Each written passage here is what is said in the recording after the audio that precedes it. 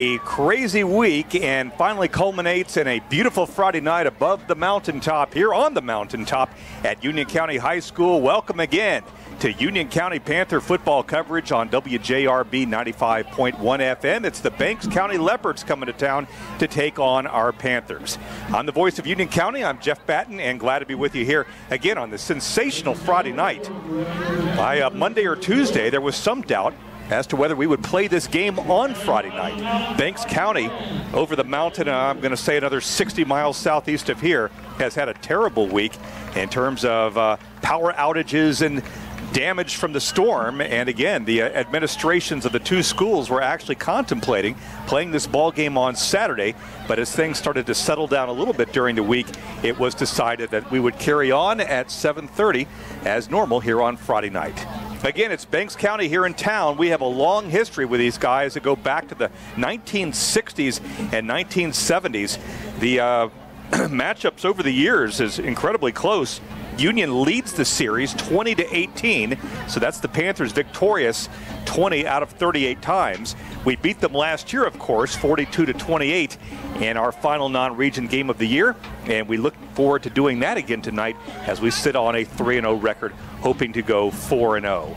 Union General Hospital and the administration there bring you the Panthers, and we are glad that they are our primary radio sponsor once again in 2017. It's at this point each week where we get a chance to talk to the head Panther, and that's Brian Allison, and I caught up with him earlier today.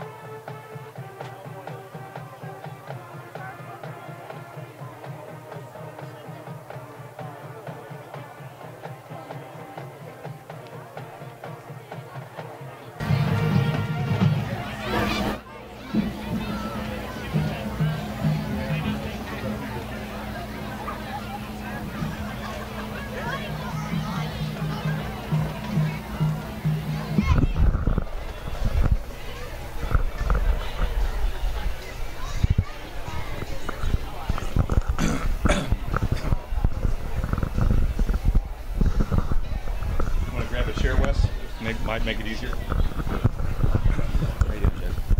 What's that? I said, how are you doing? Doing great. You guys lose power early in the week? We didn't. Really? Well, Chick-fil-A lost it for about 30 minutes. Was that Monday night? Flickered Tuesday during lunch. Welcome back to the Mountaintop, Blairsville, Georgia, as we are 12 and a half minutes away from playing game number 4 of the 2017 high school football season. Panthers 3-0 against the Banks County Leopards, who are 1-2. Going to get a chance to talk to Cole Dockery in a second, but right now we're joined by Wes Cook, who is the Director of Marketing at the Chick-fil-A in Blairsville, and there is no institution in this area that loves the Union County Panthers more, Wes, than that Chick-fil-A. Oh, we love the Panthers. Athletics, academics, everything Union County stands for. I think it's special to have a top 10% county that the school system is here, right here in Blairsville. So we do everything we can to support it. High school football and high school sports in general really define a community. It really does. And this is amazing out here. I got out here about 6:15. There's people tailgating for this game, and the stands are packed. Everybody's ready for an awesome night of football. Well, I know that next week you guys are a big part of the home game against Greater Atlanta Christian. We are. So Thursday night from 5 to 7, we're actually having a tailgate party at Chick-fil-A. The football team's going to be out. The band's going to be out playing. The cheerleaders are going to be out, so it's going to be a lot of fun. We invite everybody to come out to support the team the night before they go play GAC. But we also have a twist to that, Jeff. We're doing a fundraiser for Hurricane Harvey and Irma victims. Jump Inc. and Murphy donated a dunk tank to us. Okay. And so for those 2 hours, we're going to have various people out. CT Hutchinson from the high school already said he was going to come out. We need to dunk him quickly and often. some of the coaches from the football team are going to be out and to get dunked in. Daniel Liberator is going to get in the dunk tank, so it's going to be a lot of fun. Daniel, that'll be a lot of fun. It's going to be a lot of fun. So we've got the fundraiser next Thursday. Our sister station WJUL Lake 97.7 will be there on location, and hopefully adding to the fun and the excitement at Chick-fil-A Blairsville next Thursday night. Have you had a chance to follow the team a little bit here? I mean, watching them go 3-0, I guess there's a buzz as people walk in and out of the restaurant getting fired up about a great football team. Oh yeah, it's exciting. Friday nights, I mean, this is what it's about, like you said, in a small town. So we're super proud of the Panthers this year.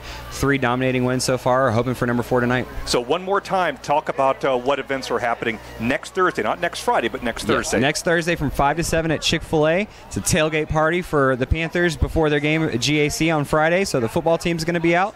The band's going to be out playing. We're going to have the cheerleaders out. So that's going to be a lot of fun. Come out to support them. And also, like I said, we're doing a fundraiser to support Hurricane Harvey and Irma victims. So we're going to have a dunk take out. A bunch of administrators from all the schools, not just the high school, will be in the tank. And so will some of the football coaches and some of your favorite Chick-fil-A employees. Well, a quick question. I bet the restaurant was jammed Monday, Tuesday, and Wednesday as people were sort of not into being at home and cooking. Correct. It was. It was actually started Saturday. We had tons of refugees from Florida coming up. Right. So all the way up here from Florida, huh? All the way up here from Florida. And so, well, I mean, we were honored to be able to serve these people, because I can only imagine what they're going through in that state. And just like you said, our local people here Monday and Tuesday were without power. Just not feeling the whole cooked dinner at home. No, and we're happy to be there for them, whether they're not feeling to cook or they didn't have power. Or we were there. All right, Wes Cook, thanks for dropping by, and can't wait to be a part of your big Fire 'em Up event at Chick-fil-A Blairsville next Thursday. My pleasure. Appreciate it. All right, thanks to Chick-fil-A and all that they do. And, of course, they're a big sponsor here for Union County football on WJRB.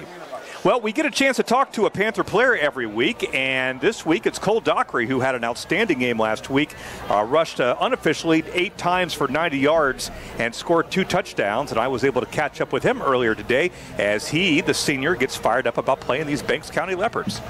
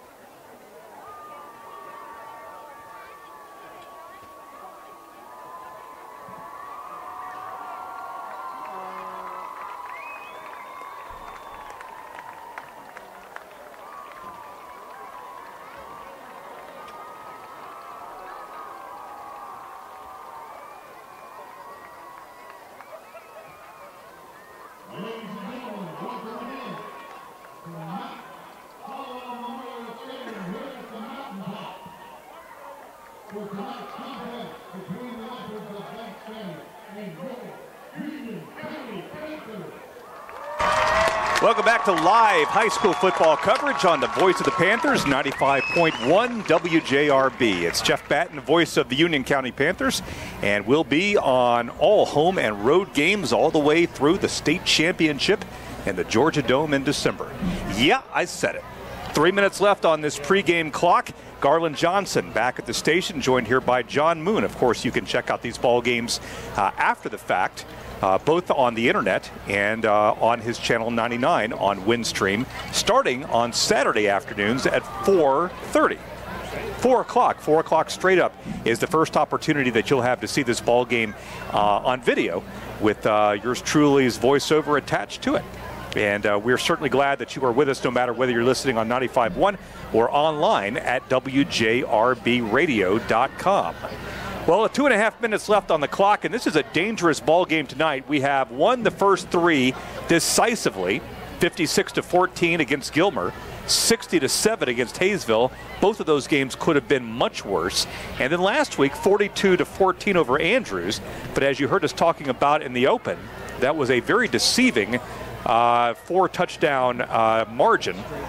And that Andrews really came to play. They racked up a lot of yards against us offensively and led the ball game for most of the first quarter, and we only held a slim touchdown lead at halftime before we pulled away in the third quarter. We were much deeper, much bigger, and much better, and hence that 42-14 score. But Banks County is coming from AA.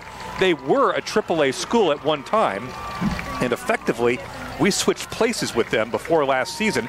We jumped up from AA to AAA, and then they took our place, dropping down from AAA to AA. We played this ball game at Commerce last year.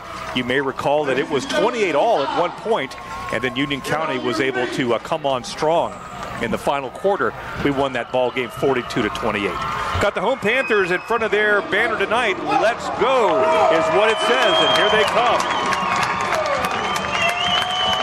Panthers in white helmets, purple tops, and white bottoms. And on the other side of the field, the Banks County Leopards come across as well. I'm going to say they brought 40 from Banks County, Georgia. Commerce is the city from which they hail, and they brought a pretty decent crowd and their band as well on the far side. Perfect weather conditions tonight. If you thought it was perfect last week, it really is perfect tonight. Just a few clouds and very low humidity. Just a perfect night for football. It will get chillier, of course, but last week it really didn't, and hung in there very nicely even through the end of the ball game. Union County once again has not lost a non-region game since 2013, when we lost at Fannin County in week number 2. So it has been a long, long time before we have not hit the region schedule with a 4-0 record, but that's exactly what we are looking to do again tonight. Got a good home crowd here at Mike Colwell Stadium. Very few empty aluminum seats within my eyesight.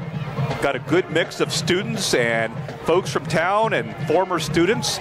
Always a lot of fun to be out here, and of course the field is beautiful with that grass turf that they installed a couple of years ago.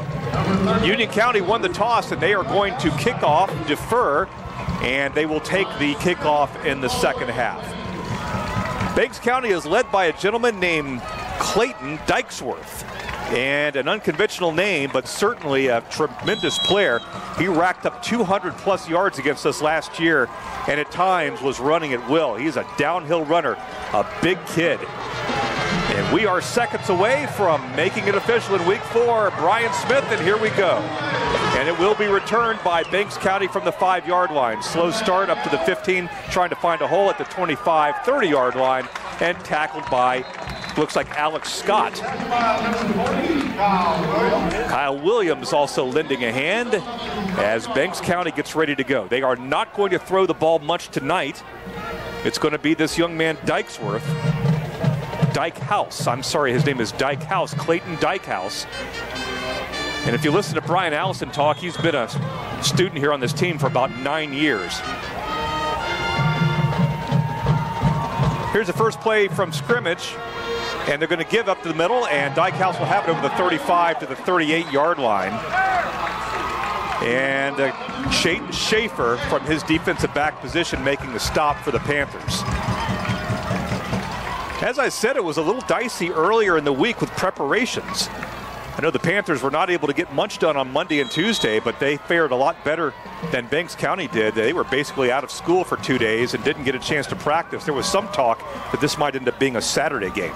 But here we are Friday night, exactly where we're supposed to be, as Jeff runs right into a field mic. And we've got a flag down on the near side after that 9-yard pickup by Dykehouse. Let's see what we got, and they're going to pick up the flag. It was inadvertent. Banks County 1-2. They've lost to Jackson County and Commerce. They lost to Commerce badly. Here's 2nd and 1 now for Banks County. Going to sweep it to Dykehouse up to the 38.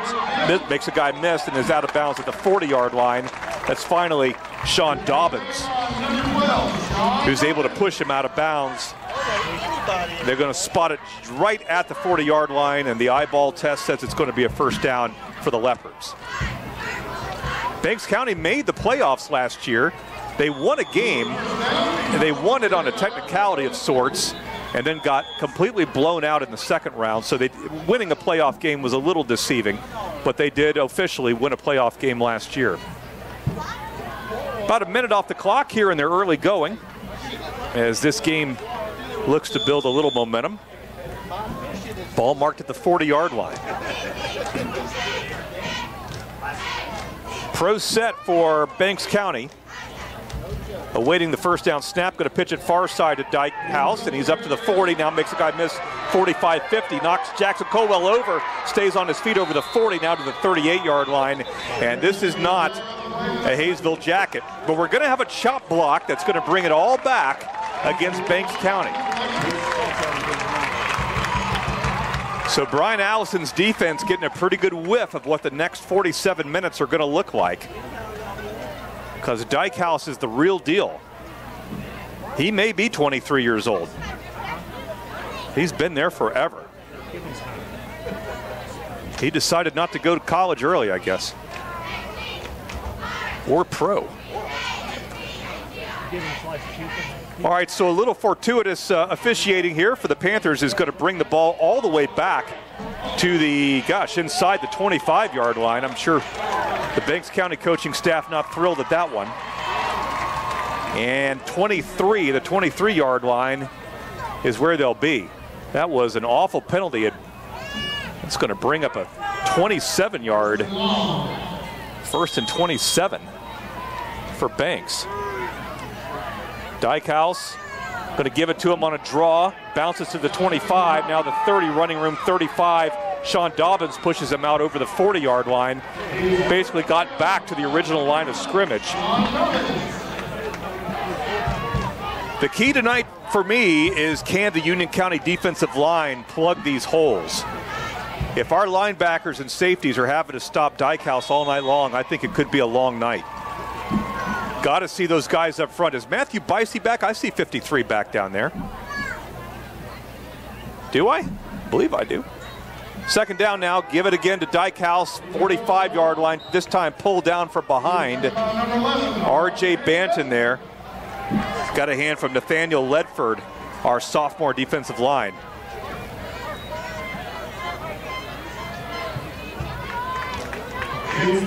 Yeah, that is Matthew Bicey, all 290 pounds of him. He's back after an injury. 3rd and 3, big play here in the early going, and they're going to sneak it to the 50-yard line. They had to get just over the 50, and depending on where they stop it or they mark it, we'll see. Flag here on the near side, and we've got an illegal motion against Banks. So the Leopards shooting themselves, so to speak, in the foot. And we'll bring up a 3rd and longer.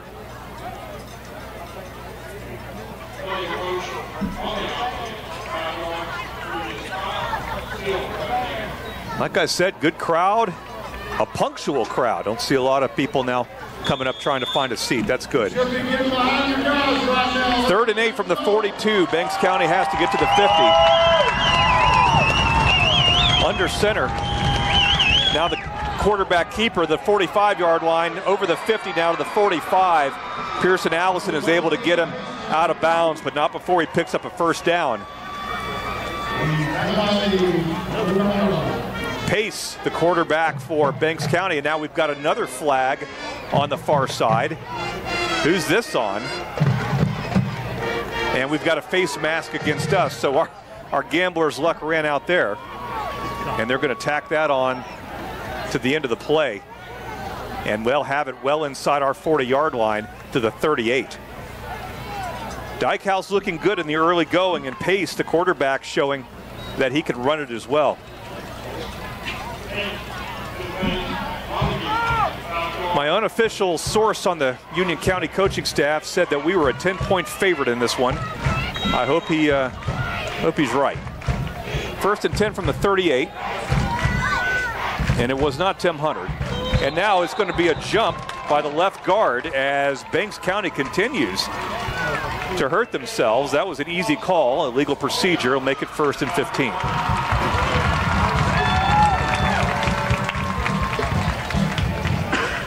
Well, we got GAC next week, but we've got some heavy lifting this week too. We're not looking ahead of these guys. Back to the 43 now for Banks after the 5-yard penalty. Dykhouse in the backfield for Pace. Man in motion, give it to Dykhouse, looking for a hole up over the 40, and this time we hit him low, and he goes down. R.J. Banton. R.J. Banton's so important for this defense. He's the one guy that you need out there on just about every snap. He makes a lot of plays for the Panthers.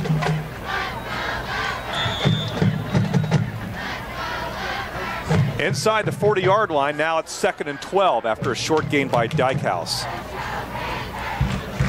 Pace, the quarterback, going to throw it this time. Now he's going to drop the ball, pick it up and scramble, and he's going to be hit for a loss as he was trying to make something out of nothing. Dylan Williams for Union County. First guy there to make sure that he didn't have thoughts of breaking the line of scrimmage. And he did pretty well get right back to it. And we'll bring up a 3rd and 12. Ball marked at the 40. They've got to get to the 28. No score here in the early going. We're just 3.5 minutes into the ball game. Need to get some good crowd support tonight. I thought last week was flat. 3rd and 12. Back to pass his Pace. 2-step drop. Throws the ball on the far side. He's got a man, and he misses it. Threw it over the wrong shoulder, and the young man just wasn't able to pull it in. Walker for Banks County, and the Panthers have stopped him on 3rd and 12. This would be a gargantuan field goal attempt, and I'm assuming this is the Banks County punting team coming out. Cannon Hemphill typically taking punts for us. I don't see number 4 back there, and they may be going for it. They do not have a punt formation out there. They've got Dykhouse now in the slot on the far side. This may be a quick little quarterback punt. And no, they're going to hand off, and we're going to hit him, and he stays on his feet. Dykhouse to the 40-yard line, puts his head down. We knock him down at the 36. Some big hitting by Big Purple. Kyle Williams and Sean Dobbins. We gave up 5 or 6 yards, but not 12. And the Panthers have made their first big stop of the night. We'll take over at our 37-yard line.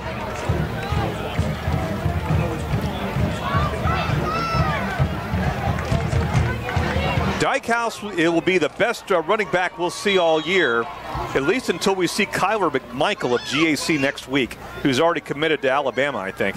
1st and 10 now, Cole Wright on the move. He's got Petit at the 40-yard line and is going to drag a guy up to the 45. Little drag route there. Cole on the move, found Austin Petit. Austin, I will say, has had the most dependable hands of any of our receiving core all year long. I haven't seen him drop one. 7-yard pickup by number 22. Now Cole Wright is going to fake on the run, going to throw the ball over the middle. He's got to be at the 50, now at the 45, 42-yard line. That's Logan Dyer. Logan Dyer got mashed into hamburger meat on the tackle, but jumped up quickly.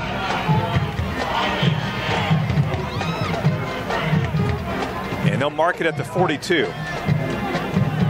Referee said something might have been a sideline warning. I didn't catch that, but it's 1st and 10 now from their 42-yard line as the Panthers trying to put together a little scoring drive. Here's Cole Wright, going to give it to Buzzard. He's got running room over the 40-yard line, the 35 to 30-yard line, now near the 25-yard line. Chad Buzzard with 17 big yards for Union County, and that's another first down. Definitely a lot more energy. I think the crowd knows that this is going to be a pull up your pants and let's fight hard kind of game. 1st and 10 from the 26-yard line. Now Buzzard has it on an end around. 25 cuts back 20-yard line, going around the far side 15, and finally stopped inside the 15-yard line. Very close to a first down. I think he got it. First down. Yes, it is a first down. You heard it right there, and they'll mark it at the 14. Panthers now in the red zone after 2 fine runs by junior Chad Buzzard. Clock moving along. We're at 7.5. No score as the Panthers trying to score first. Snap. Cole's going to fake it, going to keep it himself up the middle, down the 10, and up to near the 5-yard line. He got 8 or 9. And the Panthers moving the ball very well against the Banks County defense. Moving quickly, too. 2nd and short. Going to give it to Buzzard. Now looking for room up the middle. He got to the 5. Legs still churning over the 5. Forward progress ought to give him the 4. I felt like a first down from what I was seeing. Simpson. We have no first names for Banks County. But it is a first down for Union. 1st and goal from inside the 5-yard line. Panthers executing nicely here on their first possession. Cole right back with Chad Buzzard. Look at the score. Snap to Cole. Going to give it to Chad. Cuts back at the 5, still on his feet. Trying to fall into the end zone. He's short. And will be knocked at about the 1. Will bring up 2nd and very short for the Panthers. Panthers, 2 good passes and a bunch of good runs, moving the ball down the field, and now Banks County shot the A-gap about 3 seconds before the snap. That'll be half the distance. It'll be 2nd and a millimeter for the Panthers. Perfect night for football. Beautiful sunset right behind us. Cole back with Chad Buzzard again. Let's see if Chad can muscle up or if we're going to do a little keeper. Snap to Cole. He's going to fake it, going to throw to a man wide open. Touchdown! Austin Petit. They hit him right inside the goal line, but he got enough of that purple to give us 6. And we score first just under 6 minutes in the first quarter. I would not have thought the Panthers would have thrown the ball in that situation, second and so short, but executed perfectly. And Austin hanging on to that football. He's already made 2 receptions tonight. That one for a score. Here's Brian Smith to make it 7-0, and his extra point is up and good. 5:51 left in this first quarter. Panthers on top early, 7-0. Back in 60 seconds on WJRB.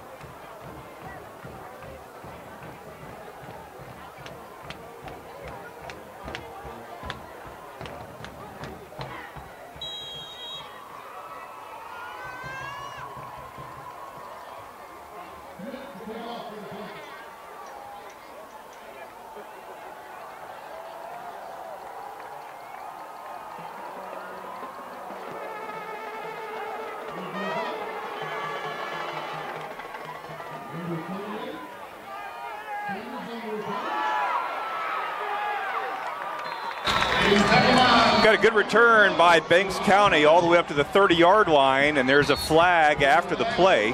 Welcome back to coverage of the Union County Panthers on 95.1 WJRB and also on Ridgeline 99. Got a face mask for the second time against the Panthers that will add on to a respectable kickoff return. It was Austin Petit just seconds ago with a 1-yard reception from Cole Wright, and that's where we stand right now, 7-0.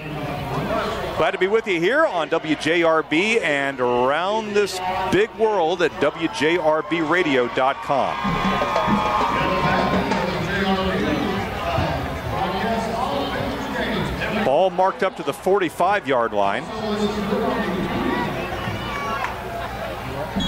as Banks County trying to answer after we scored in a very efficient opening drive. Dykehouse with the toss to the 45, puts his head down over the 50-yard line.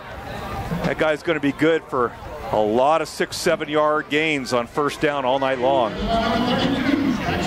He's a grown man for a high school senior. Best running back we'll see, or one of the best this year.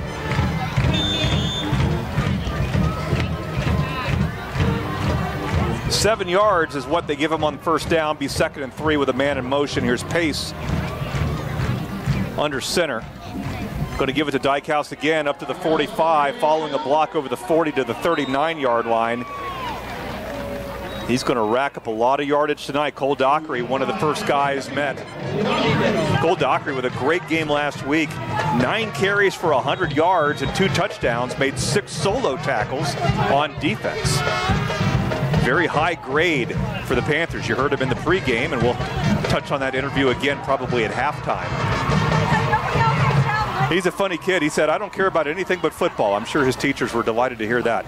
1st and 10 from the 39-yard line of Union County. Toss it this time to the near side, and we're going to knock him down with a shoestring tackle. Shaden Schaefer, Johnny on the spot. And that's the way you're going to knock Dykehouse down, is taking the bricks out of the house. Just upended him. And now we've got a flag against Banks. It's a hold. A lot of penalties so far in the first 7.5 minutes. Ball back to the 50. I'd say Banks has got 60, 70 yards already, and we're barely halfway into the first quarter.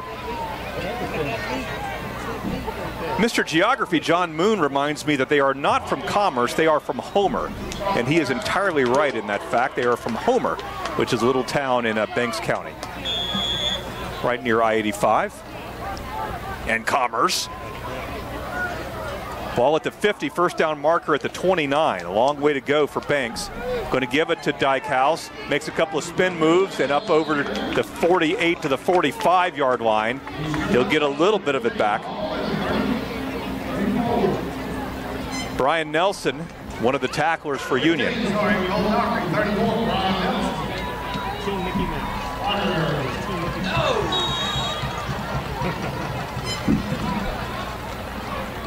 Sun setting here in Blairsville, one of the prettier vistas that you will see in high school football, if not the prettiest. 2nd and 16. Under center is Pace. This time he's going to throw over the middle, and that ball is nearly intercepted by Chayton Schaefer. It falls incomplete. Pretty suspect pass thrown by Pace there. I was encouraged to see that because that ball should have been picked off, and the next time it will be picked off. I don't think Chayton could believe that thing was floating at him like it was. So now 3rd and 16 from the 45. Got a feeling Big 22 is going to have his hands on this one way or the other. Of course, I'm talking about Clayton Dykhouse. Clock stopped at 3:49. We lead at 7-0. 3rd and 16. Under center is Pace and more whistles. And now we've got a timeout called by Union County. Union County is going to call a timeout. We will keep the broadcast here and remind you that Georgia beat Notre Dame last week, much to the press box's chagrin. So we will try it again tomorrow against the Sanford Bulldogs as they come in from Birmingham, and we will be on the air tomorrow at 3:30. An exciting beginning to Georgia Bulldog football in 2017. We carry the games on our sister station. That's Lake 97.7 FM, whose unofficial slogan is the station that must carry more Jethro Tull. But we will step aside from Aqualung and Rungle in the Jungle, whatever that song was called, and play some Bulldogs tomorrow, starting at 3:30. And Mickey Mouse joins us here in the press box for just a moment. Both teams back on the field after a timeout. Union County burning one of its 3. Big play here, 3rd and 16. They've got to get to the 29. We've got 3 down linemen. Couple linebackers creeping in. Now the shotgun snap. Good pressure. Going to throw the ball over the middle and got a man at the 25-yard line. That is Dykhouse, I believe, down to the 15-yard line. Well, I'm wrong. That is Lahotsky, number 28. The 8 looked like a 2, so they found a wide receiver and down to the 15-yard line. So Banks County connecting nicely. Well-executed play by the Leopards. It's 1st and 10, a fresh set of downs from the 15 of Union. Now they're going to give it to Dykhouse, and he's got running room, and we're going to pull him down. RJ's going to kind of horse collar him without the penalty down near the 10-yard line. Mark it at the 8. And a typical Dykhouse first down carry, good for 6 or 7.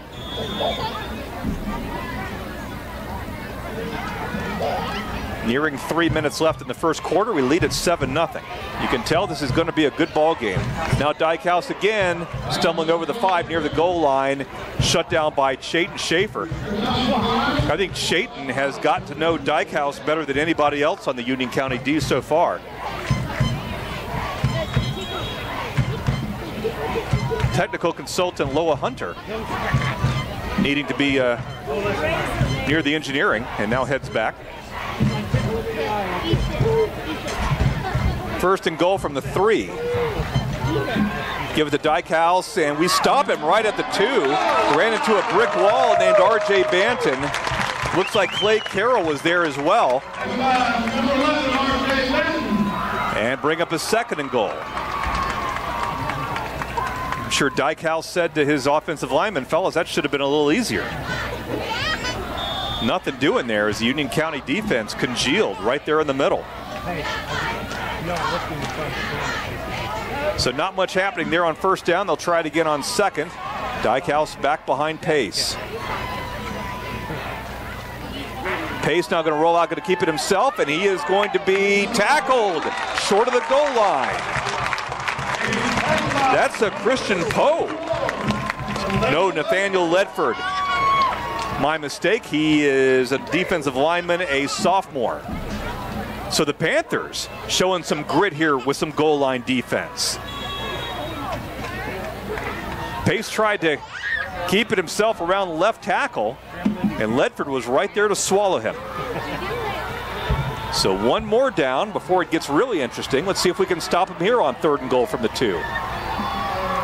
Snap, give to Dykehouse. He's near the goal line. I believe he's in, and he is. A 2-yard touchdown for Clayton Dykehouse is going to make it 7-6, pending the PAT.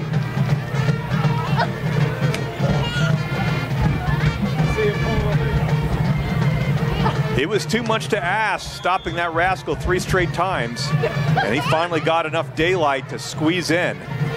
But props to the Union County defense there for working hard, and we get to block the extra point.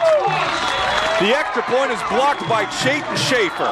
That may come in handy later on. Well done, Chayton. It's 7-6 with 1:22 left in the quarter, back in 60 seconds. How about that on WJRB 95.1?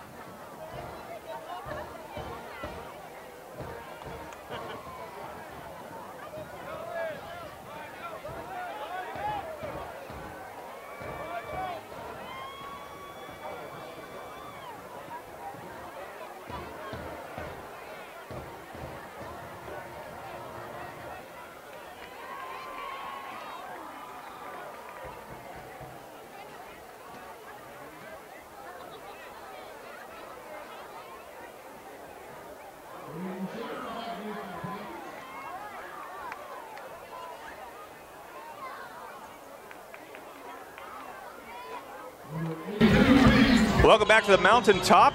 Banks County was poised to settle this thing at 7-all, but we blocked an extra point, and we lead it now 7-6. Going to return it from the 2-yard line. Chayton Schaefer to the 15, the 20, the 25. He's got a gap. He's got one guy to beat. He's at the 50. Can he outrun the kicker? And he's at the 20-yard line. Can he stumble in for the score? He's not going to quite make it, and now the ball pops out of his hands, and we fall on it in the end zone, and it's a touchdown! It's a touchdown from 95 yards, and how do you like that? Touchdown, Union County Panthers. Chayton Schaefer took it from his 5 all the way to the 1. He coughed it up at the 1. It sat in the end zone for seconds. We fell on it for a score. And still trying to get a jersey number for the touchdown. And it is a score. Well, I hate to rob some Panther of great glory, but just wasn't able to get a jersey number. But nonetheless, that's 6 for us, and hopefully soon to be 7. Our first kickoff return for a touchdown in 2017. Not exactly the way you draw it up, but we'll take it. Here's Brian Smith out. And Banks County becomes the 97th team to be drawn off sides by the Panthers special teams.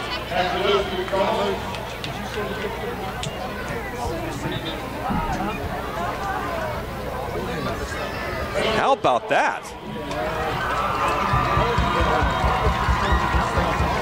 Union County, after a 95-yard return, 94 yards, and then a fumble at the 1, and we score. And then the PAT, of course, is good. 1:09 left in the first quarter. 14-6, Panthers lead it. Back in 60 on WJRB.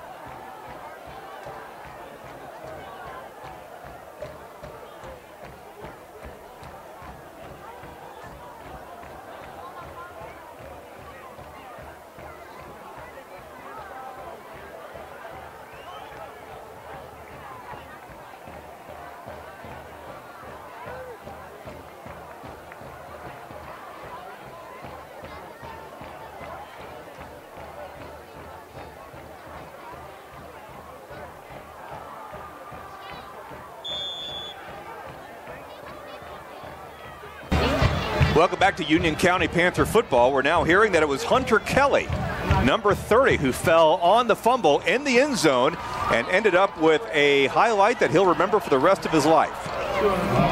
Here's Brian Smith, the kickoff to Banks, and they will return it from the 2-yard line, running straight ahead to the 20-yard line, cutting back to the 25, 30, 35, 40, still on his feet at midfield, but that is going to come back. There's a flag back at the 27-yard line. And almost certainly, and that's a personal foul against Banks County. This is not a disciplined Leopard team in the first 11 minutes. They are every bit equal so far athletically. Mentally, that's another story. So we lead it by 8 after that exhilarating, electrifying kickoff return and then a fumble scooped up by Hunter Kelly for a touchdown. Banks County took that kickoff past the 50-yard line, and it's coming all the way back. And it'll be first again, deep in their own territory. Unfortunately, you find that these things kind of even out. And I'd hate to see it even out with a tie score, 20 seconds left in the fourth quarter, and go against us. First and 10 from the 14-yard line, a minute left in this wild first quarter. Going to give it to Dykhouse, who puts his head down. He's up to the 20-yard line. Good 6-yard gain for the Leopards. Brian Nelson, 34, playing good linebacker for us this year.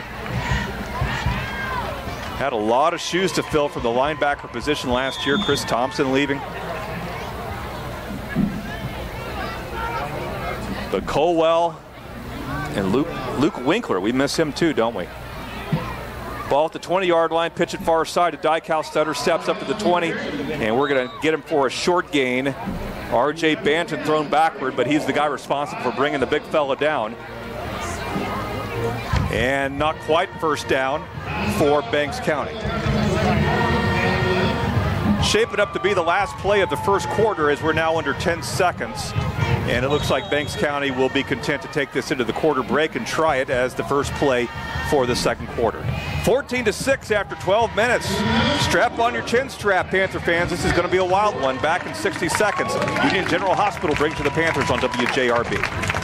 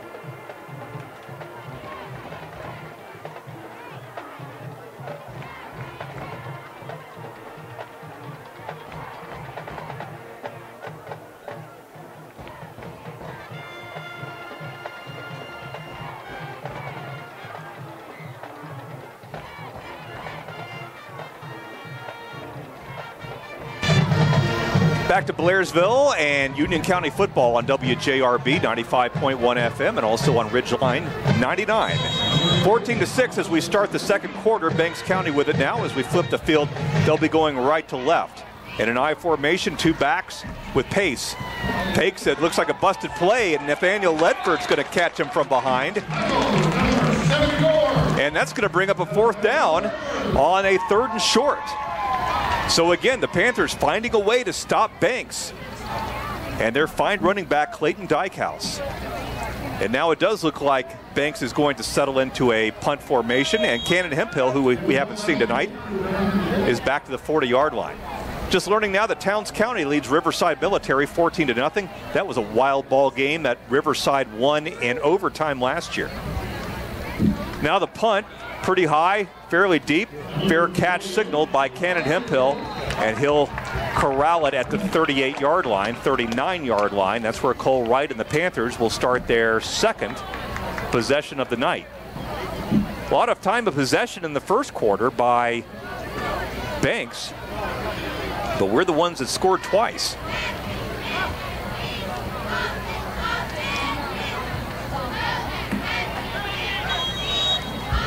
I'll have to definitely be looking out for the video of that kickoff return tomorrow. What an exciting play that was.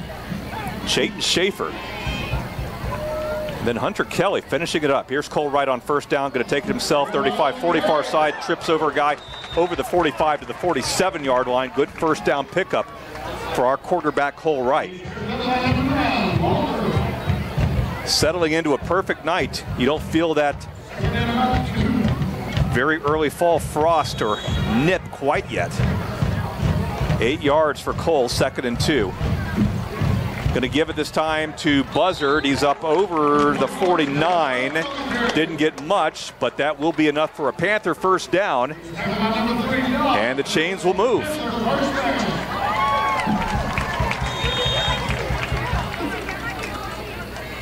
Buzzard back with Cole Wright. High snap. Give it to Cole. Cole looking for a hole at the 50 now. Cuts back 45. Near the 45. Got to the 46. Give him about 4.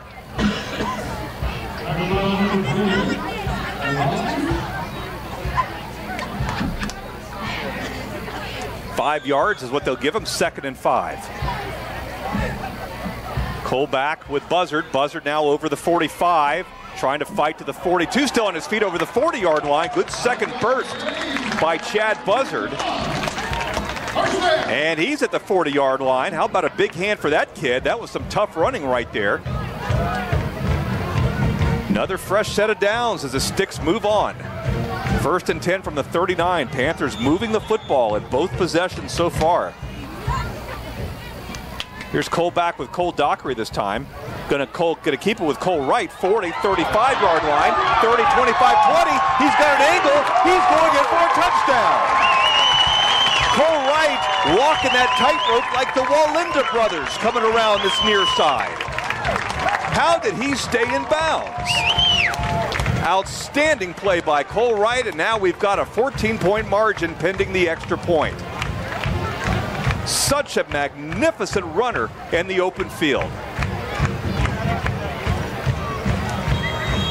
We've had some good running backs in the time that we've been covering the team, but he's the most effective runner I've seen. So Brian Smith, the busiest place kicker in the state of Georgia, is back up there again, and it is good. 10:02 left in the second quarter. Panthers lead at 21-6. Back in 60 seconds on WJRB 95.1 FM.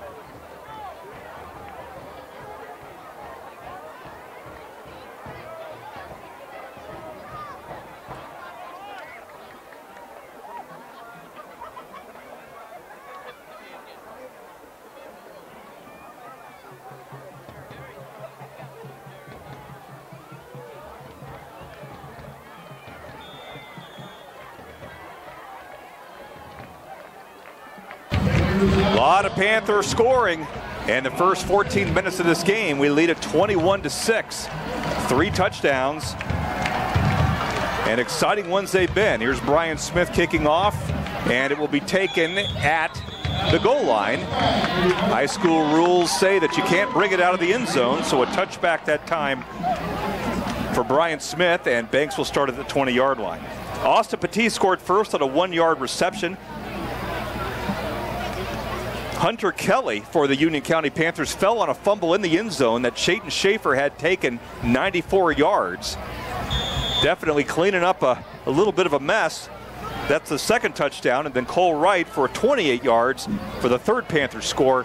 That's how we have 21. Dykehouse scored from short for the 1 Banks County touchdown. Speaking of Dykehouse, now he's got it, and we're going to shut him down after a yard or 2 on the right tackle. Matthew Bicey back out again. He's been injured, and we have missed him. As Brian Allison said in the pregame, I like our backup defensive lineman, but when you don't have a 290-pound kid in there and you're replacing him with a 190-pound kid, you're going to lose something.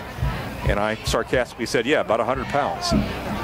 He didn't find that very funny. 2nd and 7 from the 23.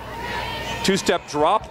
Backup quarterback going to throw, complete, and we're going to knock him down immediately before he gets to the 27. I believe that's Alex Scott on the far side. Or Pearson Allison might have been there too.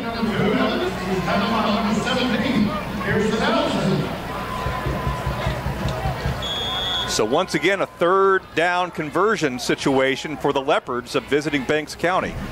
We're at 9 minutes left in this first half. We lead it by 15. Backup quarterback in there now for Banks. We can only speculate.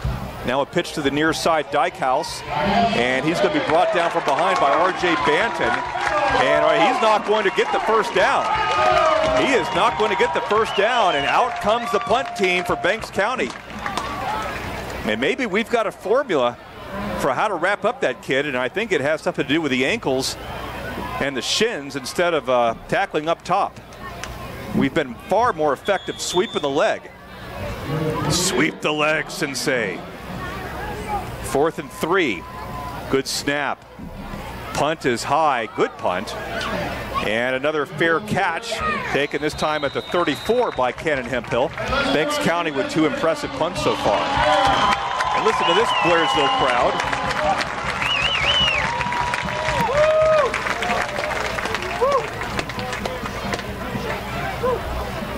Union now out for its 3rd possession of the night. We've scored on the first 2. We got our other one on special teams. Thanks to Union General Hospital, Lewis Kelly, for bringing you high school football in Blairsville all year long, and of course on the road as we travel up and down the state. Cole Wright going to keep it himself over the 35-yard line near the 40 before he's knocked down. Straight keeper up the middle. Walker is the gentleman for Banks County. Again, not provided with first names. We apologize to the handful of Banks County folks listening tonight. 5 yards that time for Cole. We're at the 39. Going to fake it this time. Going to think about throwing it. And now he's running for his life. He's over the 40, and he's going to throw the ball in desperation to Logan Dyer, incomplete. He was right at the line of scrimmage. I guess he figured it'd be better to get the incomplete and save himself a half-yard loss. Kind of all washed out the same way. Clock stopped at 7:40. Cole had it in his mind to run and then saw that he wasn't going to get very far with it and just kind of threw it at the feet of Logan Dyer. Now we've got a timeout on the field. And we'll keep the broadcast here and remind you again that Georgia beat Notre Dame last week. And they're now 2-0. Looking to go 3-0 against the Sanford Bulldogs, who come into Athens tomorrow for a 7:30 kick. We'll be on the air at 3:30. A lot of excitement, a lot of energy in Athens this year. That is a fact. 14-0, still Towns County leading over Riverside Military. That was one of the more fun broadcasts I got a chance to hear last year, as those guys had, Towns County was down to its last possession trying to match Riverside, couldn't quite get to the end zone, and Riverside won by a touchdown in the 2nd or the 3rd overtime. A wild ball game, so obviously John Cornett's kids looking to even that up this year. Towns a much improved program over 3 years ago. I mean, night and day. That was a program that was not heading in the right direction in 13 and 14. 3rd and 5 now. Here's Cole Wright going to throw the ball over the middle, and it is going to be caught at the 48. Enough for a first down. Austin Petit, Mr. Hands, with his 3rd reception of the night. And he was on his knees where only he could catch it, and he did. Ball at the 48. Now Cole going to give the ball up over the 50-yard line, struggling for the 47. It's Cole Dockery, the senior, running hard up the middle. Good first down pickup. We're having our way with them offensively. I wouldn't say having our way in a Gilmer County kind of way, but we're definitely moving the ball against the visiting Leopards. 6-yard pickup on first down. It's 2nd and 4 as we get closer to 7 minutes left in the second quarter. We lead it 21-6. Cole Wright by his lonesome. 5 wide receivers at his selection. Now he's going to throw the ball. It's caught at the 42-40. Now dragging to the 40-yard line is Austin Petit once again. And I think the Panther offensive coaching staff sees that we've got a little seam that we're exploiting nicely. Hey, we'll take 7 yards every play. Yeah. Chains moving down. Ball marked at the 40 of Banks. Another touchdown would be nice. We could go into halftime up 3 touchdowns. That'd be a very nice and unexpected surprise. After last year's game was very tight at halftime. Low snap. Now Cole Wright running to this side, trying to get around the edge. He's at the 40, the 35, out of bounds at the 32. And there's probably going to be some kind of illegal block. And there is. We hit a kid in the back just as Cole was coming around the near side, so that gain is going to be negated. And you could see that all the way to North Korea. That was a block right in front of our eyes. And we'll mark it off.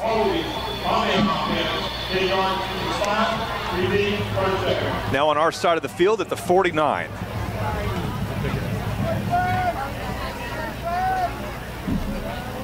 .6:27 left in this second quarter. Cole Dockery back with Cole Wright. He's got Austin Petit in the backfield as well. 4 down linemen for Banks. Now Cole straightens up, looks back at the Panther coaching staff. Little adjustment there. 1st and 21 for the Panthers after the penalty. Snap. Going to give it to Cole Dockery. Run straight ahead over the 50 to the 48. Short gain on first down will bring up 2nd and very long. GAC comes to town next week. Get your tickets on StubHub. That's going to be a wild one. As the Spartans, one of the top teams in the state. We will find out a lot about ourselves next week. Now on 2nd down, little screen pass, tunnel pass to the 50-45, Clayton Schaefer rather, over the 45.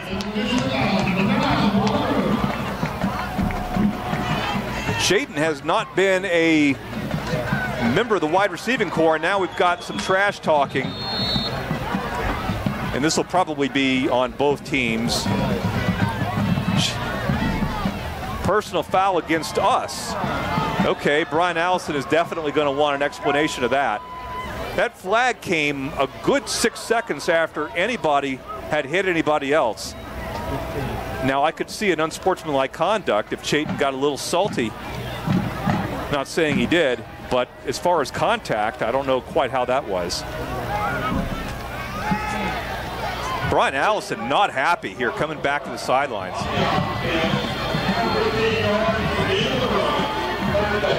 And that's going to back us way back to the 42-yard line. And we won't get the down either because that happened after the play. That's a dead ball foul.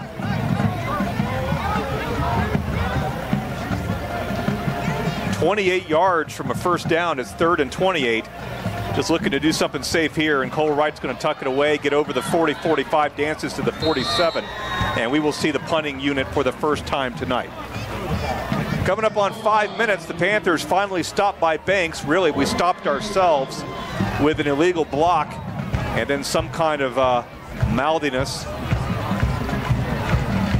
We may have pushed the kid. Maybe somebody pushed somebody. I saw the referee signal like a shove. He was signaling that to Brian as if to say this is what happened. So maybe it wasn't language as much as it was just a little shove. But that's kind of ticky-tack. We might call that a flop if this were an NBA game. Nonetheless, it's going to be R.J. Banton with the punt, and he hits it off the side of his foot. And Banks County will get it after a short net punt. They're going to mark it at the what? At the 30?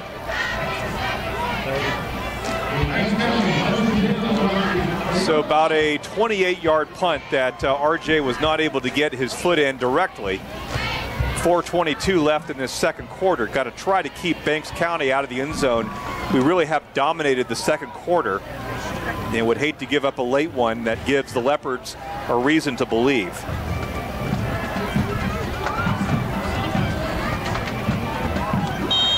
Banks has it at their own 30-yard line.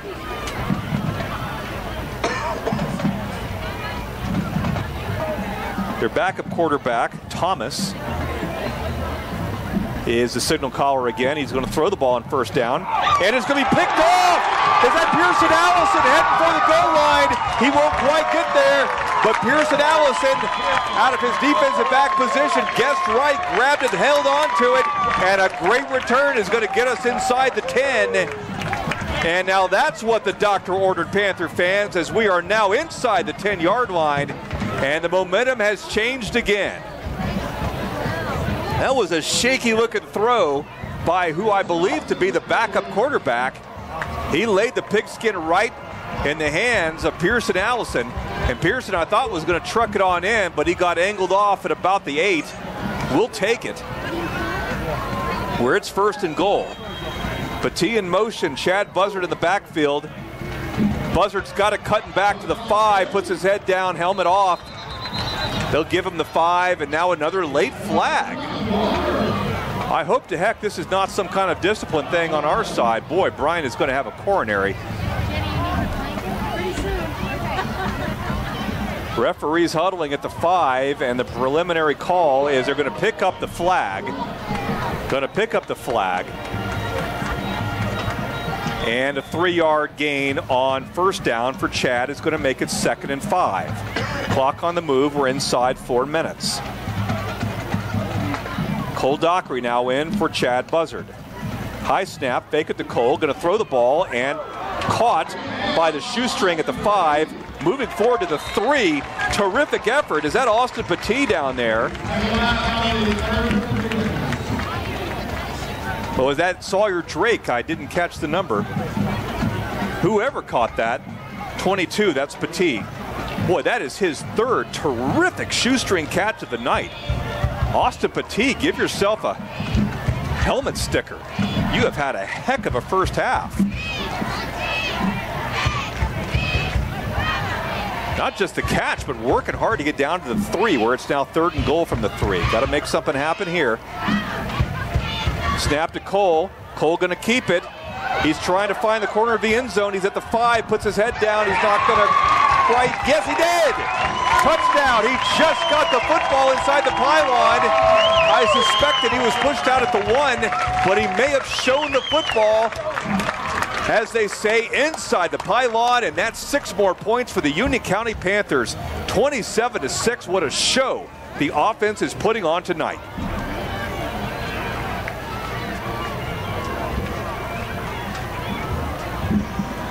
Cole had a tight end or somebody dragging around. Might have been Austin Petit, who was open for a split second, decided to do it himself, and a good decision. Now Brian Smith's extra point is good. It's 28-6 with 3:06 left in the half. We're back in the second on WJRB 95.1 FM.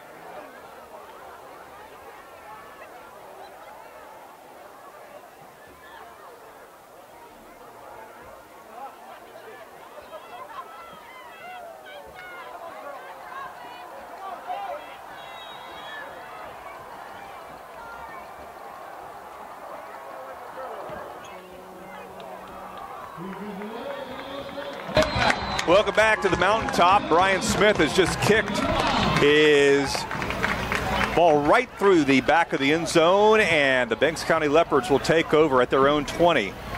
A big momentum play as Pearson Allison picks off a ball on first down and nearly scored with it, but got us in close enough so that Cole Wright could do the rest on third down, and it's 28-6.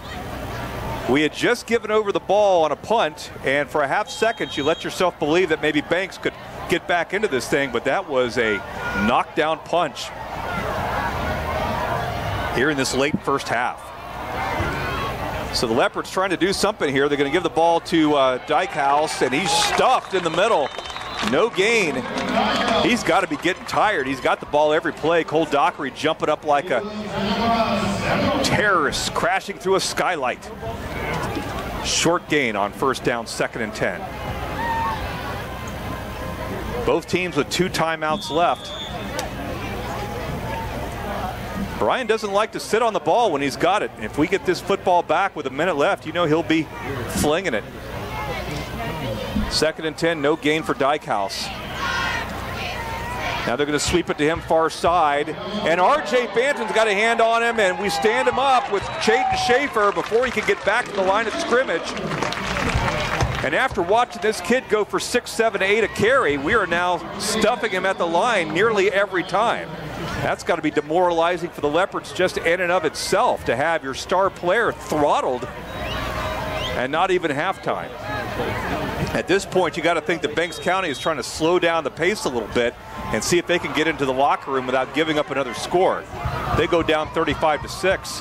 That'd be a heck of a sack to get out of.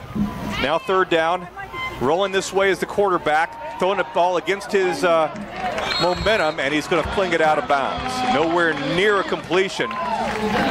Nowhere near a completion. And kind of surprised that Banks threw the ball there. They've got a quarterback who obviously is not all that comfortable throwing it. He threw a terrible interception just in the previous series. That ball didn't look like it had much of a chance either.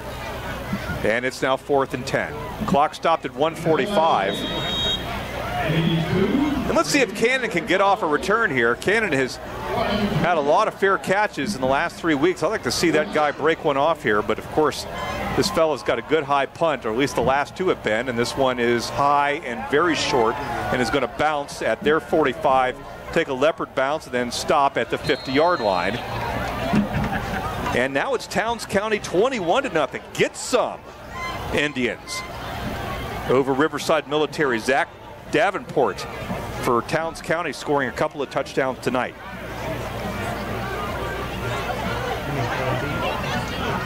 Ball at the 50. Another chance for the Panthers to score and potentially make this a 4-touchdown lead.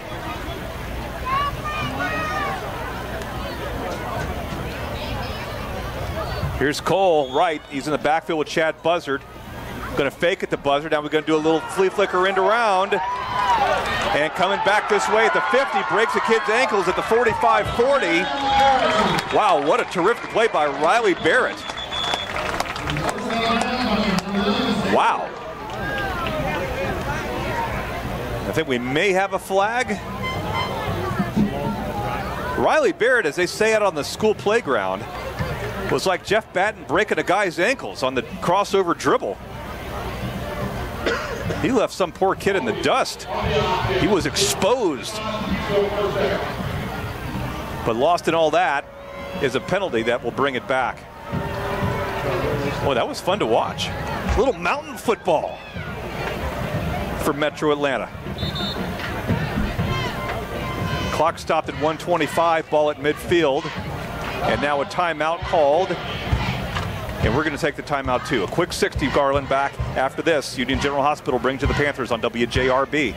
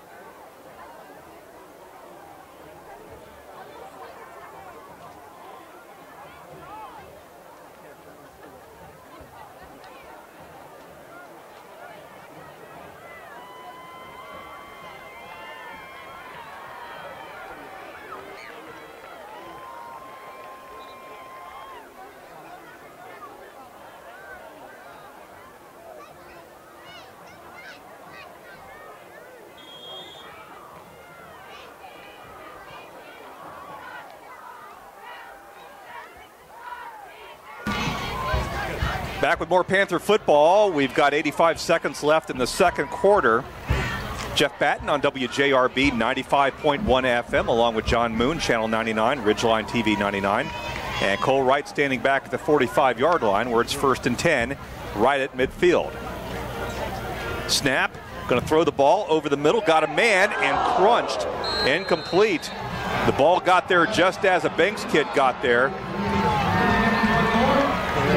And Chad Buzzard is going to be racked up. He got popped right in the ribs. Oh my goodness.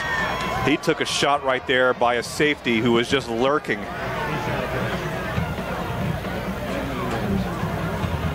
Oh, I hope Chad's okay. Boy, I tell you what, that didn't look all that great up here.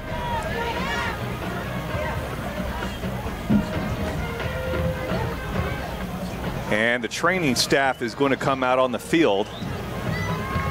It's the Panther team told to walk away and give Chad a little space. Brian Allison now walking out on the field. Those high passes over the middle, I tell you what, I don't care if you're playing Pee Wee or NFL, there's somebody lurking back there every time. And thank goodness Chad's going to come off the field on his own power. Hopefully that was just having the wind knocked out of him. But he took a shot. My guess is he may not see any action for the remaining minute 21 of this first half. And Brian Allison with some comments for the referee right there. It wasn't a target or anything like that. I think he just has some frustration about previous plays. He had an opportunity to be in the guy's ear illegally, so why not take it? 2nd and 10 from the 50. Wonder if this will change our strategy to want to run the ball. Back with Cole Dockery now is Cole Wright. Cole Wright is going to scramble off and keep it, throw the ball on the run, caught at the 36-yard line by Union County. That will be enough for a first down. Because that Kyle Morlock is on the far side. First time we've targeted him tonight, and that's good enough for a first down. Kyle, with 89 yards receiving last week, played an excellent game, including a touchdown in the opening quarter. Clock on the move again. Now Cole Wright throws, and it's going to be caught at the 30. Forward progress up to the 26 is Austin Petit playing his best game as a Panther so far. Good for 8. 2nd and 2 now. Panthers have 2 timeouts left. Here's Cole Wright. Going to take it himself at the 30-yard line. Now cut back the other way. He's got an angle at the 20-yard line, at the 15, at the 10, and pushed out of bounds inside the 5. And that's what he gets paid the big bucks to do, is to reverse course and leave kids in his wake. Just a great individual effort by Cole Wright has the Panthers knocking on the doorstep once again, as we look to make this thing potentially a 35-6 score. 41 seconds left in the quarter. We've got 2 timeouts. We're on their 6-yard line. And now Union will call a timeout, one of its last 2. Going to keep the broadcast here with 41 seconds left. Here's an unofficial press box poll. Would you like to see the Towns County Indians do well? Would the Union County community like to see if we're not playing each other? Yes, the answer is yes. It's a unanimous yes here in the press box. So everybody is ecstatic to hear that the Towns County Indians leading Riverside Military, a team that we used to play that was a AA school. I guess they have now dropped down to single A. That's a tough place to field a team. You've got kids coming and going all the time. Although I've seen some pretty good athletes for Riverside over the last 5 or 6 years. They played us pretty tough back in 13 before we moved on out of that classification. So rooting for Towns County in a big way, rooting for the Georgia Bulldogs tomorrow on our sister station 97.7 FM. Pretty warm night. I guess that makes sense considering that we were beset with a hurricane 4 days ago. No sign of that anymore, but warm temperatures for Mountain Friday night in late summer. Usually there's a little chill by now. Lights on in the distance. It's a beautiful setting at night. would be very beautiful for the Panthers to tuck one more in here before we hit the halftime locker room. 41 seconds left, back to action now. Cole Wright in the shotgun. He's back with Cole Dockery. Going to give it to Cole Dockery, and he is tackled in the backfield on first down rather. We have one timeout left, and the clock on the move. 2nd and 9. Or 2nd and goal from the 9. Cole Wright, let's see if we can throw one in the end zone, throw a fade route. Gonna throw the ball into the end zone, got a man and missed him. Cannon Hemphill just out of his reach. We had him and just missed him. That would have been a great throw and a great catch, but just missed it, and that stops the clock with 11 seconds left. So what are we gonna do now on 3rd and 9? There is time, we have a timeout left, so obviously we're going to run this play. We won't send in Brian Smith yet. Again, we have the timeout that will keep the clock from running out on us here. We'll be in a position to put some kind of points on the board. Here's 3rd and 9. Got to move fast. A little tunnel screen, and it is knocked away by a Banks kid, incomplete. Had a little tunnel screen set up with a good block, but the Banks kid made a very nice play and knocked it away, and here comes Brian Smith. This is a question that I shouldn't ask on the air, but is this our first field goal attempt of the year? I don't know that we have kicked a field goal this year. I may be missing one. We certainly didn't in the first or last game. Here's Brian Smith from 25 yards. Plenty of leg, it's good. 31-6 as the scoreboard clock hits zeros. 25-point lead for the Panthers going into halftime. A very successful first 24 minutes of play. Coming up, we hope to have some halftime guests.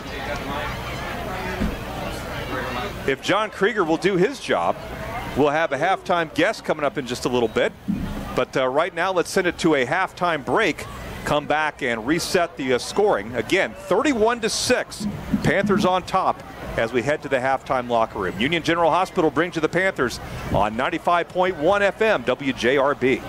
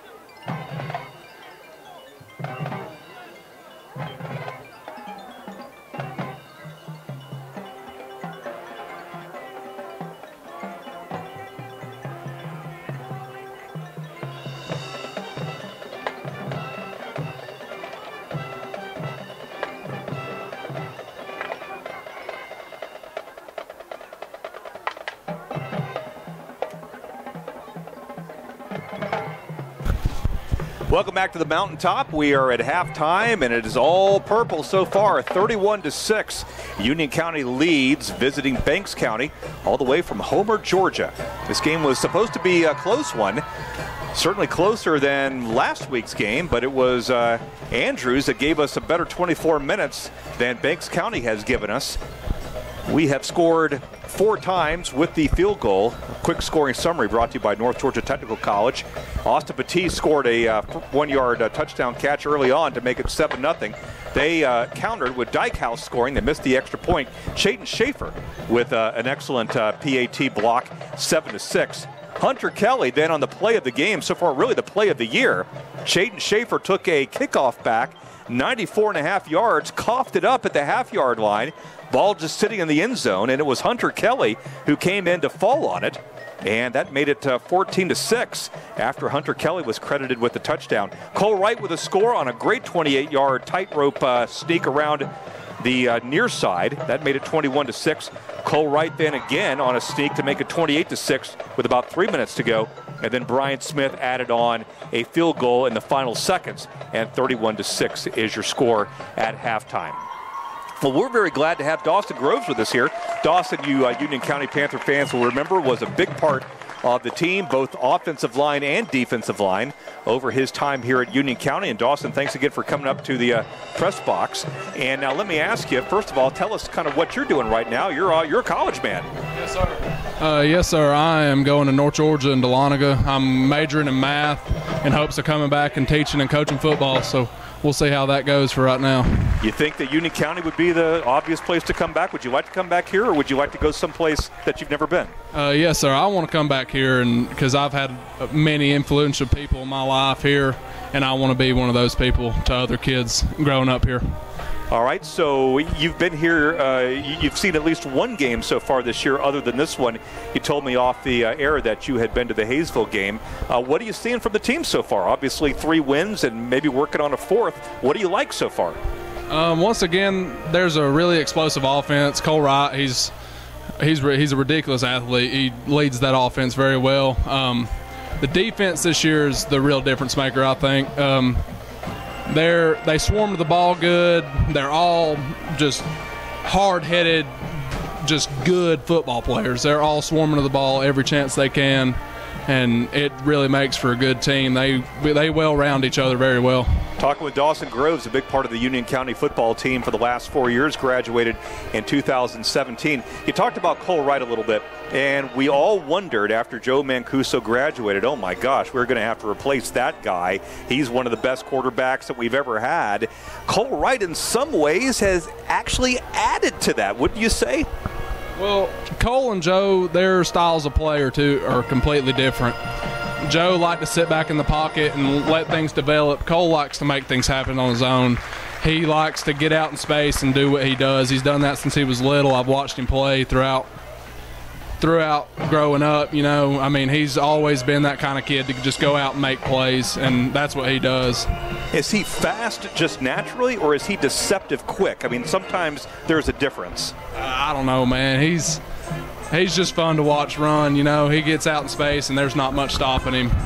Talking with Dawson Groves, I guess you and your buddies, how many guys graduated off the team last year? How many seniors were there from the team? We ended up having 16 graduate last year. 16, so that was a pretty big class. You guys obviously still staying in touch. Have you seen a lot of the other guys out here so far? You know, I hadn't seen anybody out here except for maybe a couple, so I mean, I don't know what all the other guys are doing, but I'm sure they're doing just fine, not coming up here and watching a little football, you know. Well, it's pretty exciting stuff. I mean, I'm sure you're rooting for these guys to do even better than you guys did last year, right? Yes, sir. I mean, you set records for other people to break, and that's what this team's going to do. Everybody knows they're going to come out and win more than 6 games. So, I mean, that's what I'm ready to watch these kids do. I grew up with them. I played with them my whole life, and I like to watch them succeed. As bad as it hurts to watch them beat our record, records are meant to be broken. So, well, what do you like about the first half so far other than the score? You see that Dykehouse, we've been able to contain him better in the second quarter. What do you think has been the difference? Well, last year we had a really hard time containing their run game, but that goes back to just the defense overall being better this year. They've made first quarter they had a little bit of trouble containing the run, you could see the coaches and the players down there talking together. They're making adjustments, then they come out and make adjustments, and they've not had any trouble stopping anything since then. Let's talk about your days a little bit. We were talking off the air that you enjoyed playing this game last year. You said that you really pretty well shoved it right down their throats in the second half. Yeah, we ended up last year, it ended up being an even game, 21-21 at halftime. And I remember talking to the team at half. I said, dude, we're fine. We need one stop, and then the momentum's ours. We ended up having, I think, 410 yards of rushing, 450 total. I mean, it's awesome. I just remember this game more than any of them last year overall. Talking with Dawson Groves, one of the captains from the graduating senior class of 2017. Let's talk about Brian Allison for a second. This Union County program was lucky to go 5-5, 6-4. 6-4 was a Super Bowl year, going back beyond 2013, and then all of a sudden 6 wins, 9 wins, 9 wins, 8 wins. As you say, we're well on our way to a 7, 8, 9 win type season. What is it about Brian Allison that has made him the winningest coach in the history of Union County? What is it about him? You know, I think it's his relationship with all the players he has. He develops a tight bond with everybody. He's experienced. He's had a lot of coaching experience. He knows what works and what doesn't. And, you know, just going back to his relationship with the players, everybody knows that they can go to him, and I feel like that creates a really tight bond between all the players and all the coaches, and that really helps out a lot, I think. What about numbers, though? I mean, you think of a program that only goes 2-8, 3-7. They're having a hard time getting the good athletes to play football because they're like, the heck with it. I'm going to play basketball or baseball. Did you find in the last 3 or 4 years that all of a sudden football was like the thing to do? Yeah, we ended up having a lot more kids come out every year. They'd come out for the spring, and then they realized that what we did wasn't just come out here and play on Friday nights. It's a lot more than that. And then you had the people that had played football their whole lives stick with it, you know. But I think that was a big thing. Like, we did end up having more kids come out each year, but it ended up whittling down to who played the year before and then a couple extras. So. Right. Well, Dawson, thanks very much for joining us. Congratulations on your great career. Good luck to you at North Georgia College there in Dahlonega and your career as a math major. Boy, I tell you what, man, nothing like taking it hard right out of the gate. I mean, you got to go history like everybody else if you're going to survive. But no, he's going to go with math and hopefully come back and be a Panther math teacher here one day, and that would be a great thing for everybody. Thanks again, Dawson, for being here at halftime. Garland, I'm going to instruct you, sir, as we get back to talk to Brian Allison, and let's catch up with him again and find out a little bit more about what was on his mind coming into tonight's ball game, as I give Garland a little bit of time to queue up that particular playlist. And again, let's talk to Brian Allison. I had a chance to speak with him earlier today.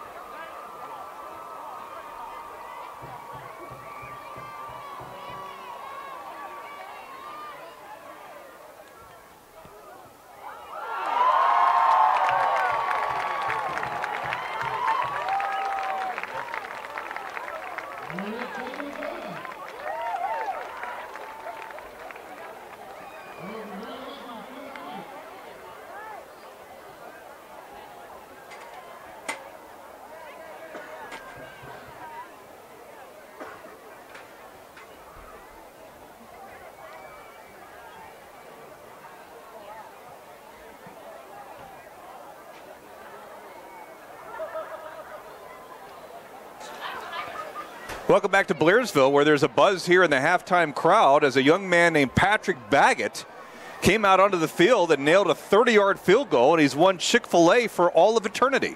No, it's just 1 year. Courtesy of Chick-fil-A Blairsville. Way to go, Patrick. Boy, I tell you what, man, he stuck that ball down on the, what was it, on the 25? He stuck that thing in there from 42-something yards, or from 35 yards, and that thing had plenty to spare. Once again, some incredible soccer coaching here at Union County. Everybody's a kicker in Blairsville. That could be like the slogan, you know, like Snellville, everybody's somebody. In Blairsville, everybody's a kicker. Under 3 minutes left in this halftime. Both teams now warming up on the field. Thanks again to North Georgia Technical College for being our halftime sponsor for 2017. It's all Purple Panthers, 31-6. As we outscored those guys 17-0 in the second quarter. And let's see if we can put these guys to bed with a great third quarter. 25-point lead means that we don't have a running clock. But with a third quarter like what we had last week or what we had in the second quarter tonight, this could be a very quick second half. And again, as Garland Johnson back at the station would say, Jeff, how many hours are you going to pay me for tonight? I said, I don't know, Garland. It's going to be a pretty quick ball game, and it may be this time. Or as they said in the movie Trading Places, you can't get around the old minimum wage. 2 minutes left in this half. We're just now learning that Towns County has allowed a touchdown from Riverside. It's now 21-7 from Gainesville. You want to talk about a road streak? The Indians have been on the road 3 straight weeks now to faraway places like Athens, and I know that they were all the way down in Monroe, which is all the way past Athens. A couple of weeks ago, now they're in Gainesville for a kind of a light road trip, so a lot of home games left for them, and we'll have a home game here next week too, as the Greater Atlanta Christian Spartans come to town. Button up your chin strap, ladies and gentlemen. We've got the number 2 team in the state coming here to Blairsville next Friday night. And as I recall that game from last year that we lost 35-13, it wasn't the beatdown that you might have expected. We really played those guys fairly competitively for the first half. We gave up a big play in the second quarter that kind of changed the momentum of the ball game. Other than that, Union played a 60-40 type game, 60 for them, 40 for us against GAC last week. So my point being that with a better team this year, maybe, just maybe, we can scare these guys a little bit and then have something to play for in the third and the fourth quarter next week. But that will be an exciting ball game as GAC comes to town. It was tough for the Panthers last year. 2 of our 3 losses were to 2 teams that played in the state championship game. That's tough. GAC lost a nail-biter to Cedar Grove, which is the best AAA team I've ever seen in my entire adult life.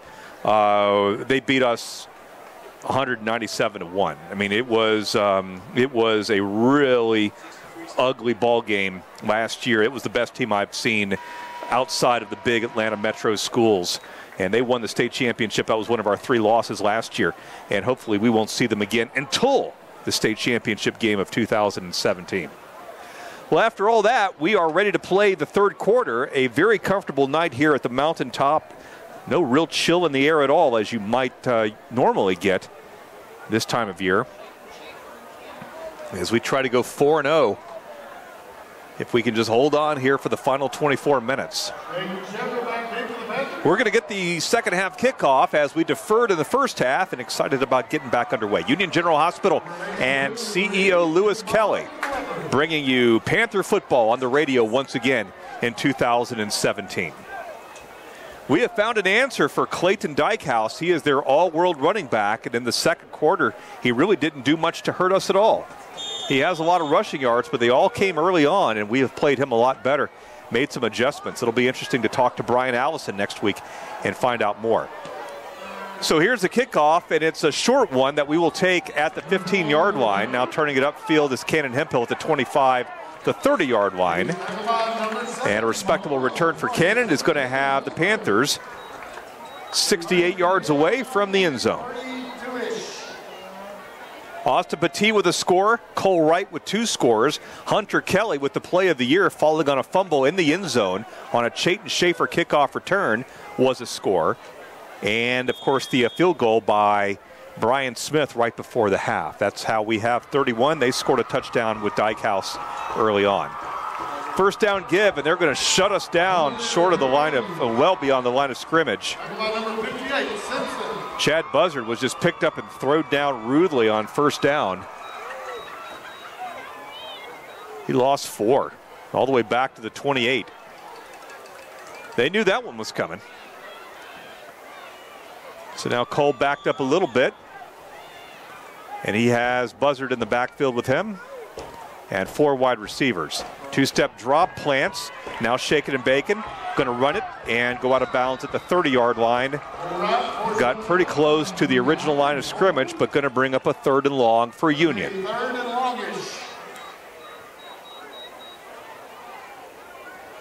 I don't think it was that Banks was so bad in the first half. I just think we played an excellent first 24 minutes.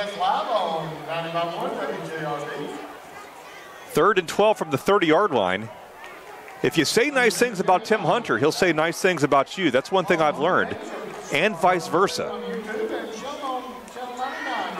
3rd and 12. Here's Cole Wright flushed out. He's coming this way, trying to get around. He's going to tuck it away at the 30, 35, pushed out of bounds before he could get to the 40. Will be about 3 or 4 yards short of the first down marker, and likely will punt. Of course, then you never know. We're not the kind of team that brings out the punter right away. Ball at the 38. All of our offensive guys in there with 4th and 4.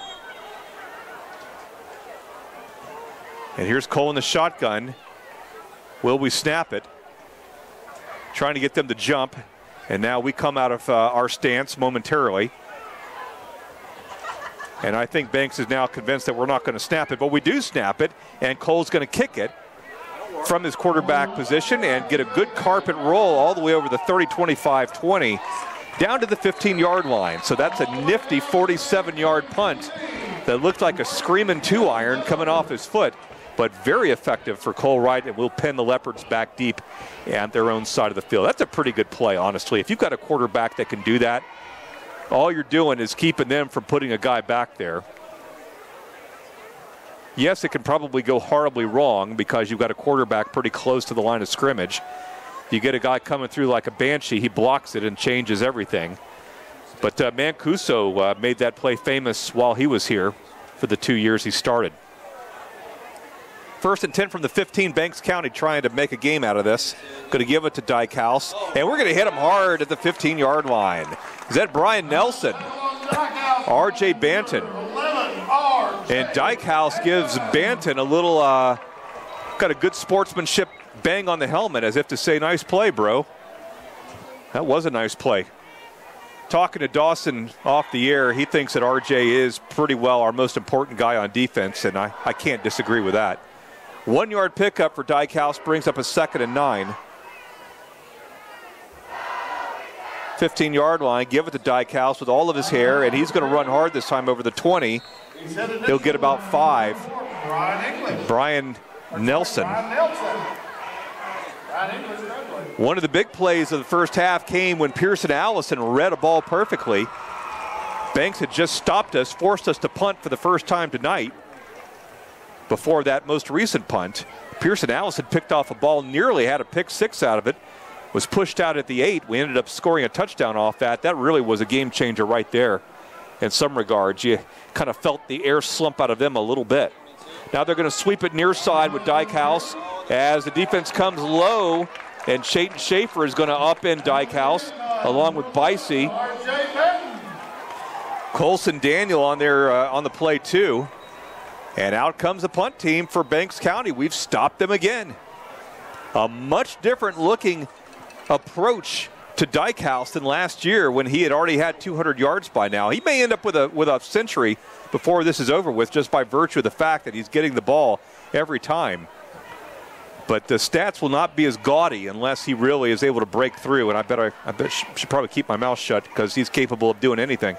Now another punt from Banks is a good one. Cannon's going to run this one back on the 40-yard line now, the 45. Over the 50, cuts back, and will step out of bounds right at the 48-yard line.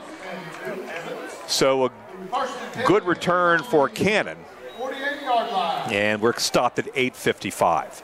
Bulldogs on our sister station tomorrow at 97.7. That's the Georgia Bulldogs at 3:30 p.m. Heart, soul, and rock and roll up until then, and then Georgia football against the Sanford. I mean, do you like Georgia generally, John? Okay, okay. All right, so he'll give me that much. Ball at their 48-yard line. He just liked those gold helmets as a kid. He was just entranced by Joe Thiesman, don't call me Theismann. Or the other way around.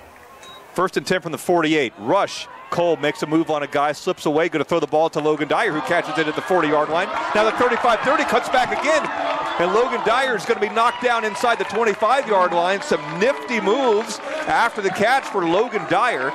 Good throw, Cole. This is where Cole really stretches the field and found Logan Dyer, who had camped up around the 35 and made a really nice pickup after the catch. 1st and 10 for the Panthers at their 25-yard line. We're looking to extend our score. We lead at 31-6. Now going to give the ball to Cole Dockery, who's not going to quite make the 25-yard line.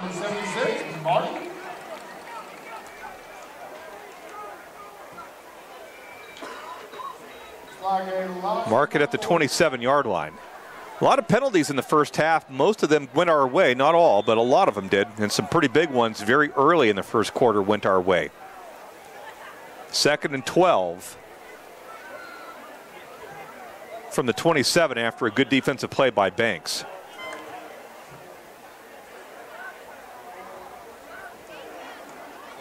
Cole Wright going to keep it himself, slips the guy at the 35. Now he's at the 25, 20, 15. Still rocking and rolling down to the 10-yard line. That rascal will pick up 6 or 7 yards just off shimmies on any given run.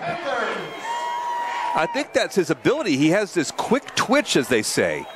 It's not that he's Usain Bolt, although he is fast. He just has this hip quickness that you're just born with.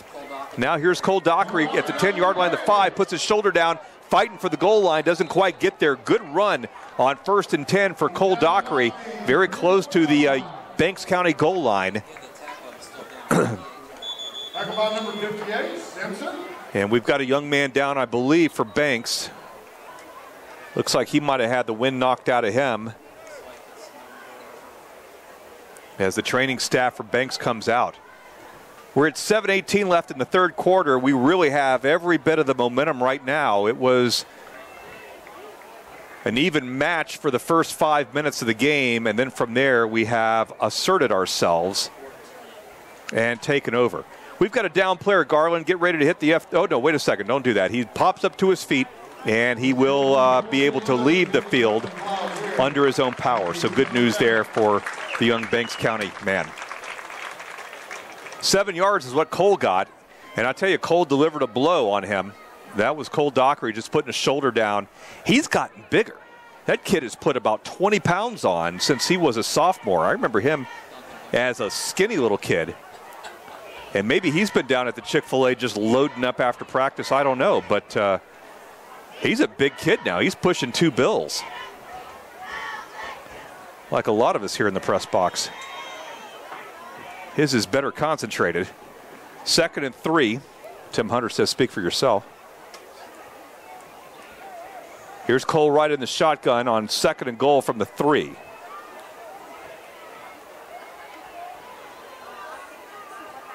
Snap, shotgun. Cole steps up, throws the ball toward the end zone, misses a guy, incomplete. Had Austin Battie on the goal line. And if there's any kid that's got the Spider-Man tentacles, unless I'm mixing superhero metaphors there, it's Austin Battie, because he has caught everything that has come his way tonight. He's going to be an unsung hero in tonight's ball game. There'll be kids with gaudier stats, but really, Austin Battie has been nothing short of terrific for Union tonight. It's 3rd and goal now from the 3 after the incomplete pass. Back there with Cole Dockery. Hope Chad Buzzard's okay. He got racked up a little bit earlier. Snap to Cole. Going to give it to Cole Dockery, and he'll be stopped short of the goal line, the 2-yard line, and that's going to bring up a decision, and really not much of a decision, as Brian Smith is going to come out on the field to make this potentially a 34-6 lead. Brian Smith connected on one from 35 in the final seconds of the first half, and to my knowledge, this will be his second field goal attempt of the year.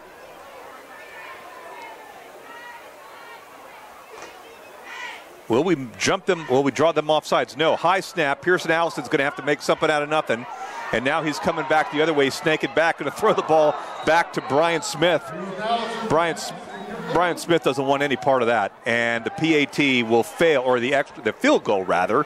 That's the phrase. The field goal will fail on the high snap. A little too high for Pearson to rein in. And all of a sudden, Brian Smith turned into an eligible receiver. He's a soccer player. He didn't want anything to do with his hands. So Banks County will take over deep in its own territory, ball at the 2.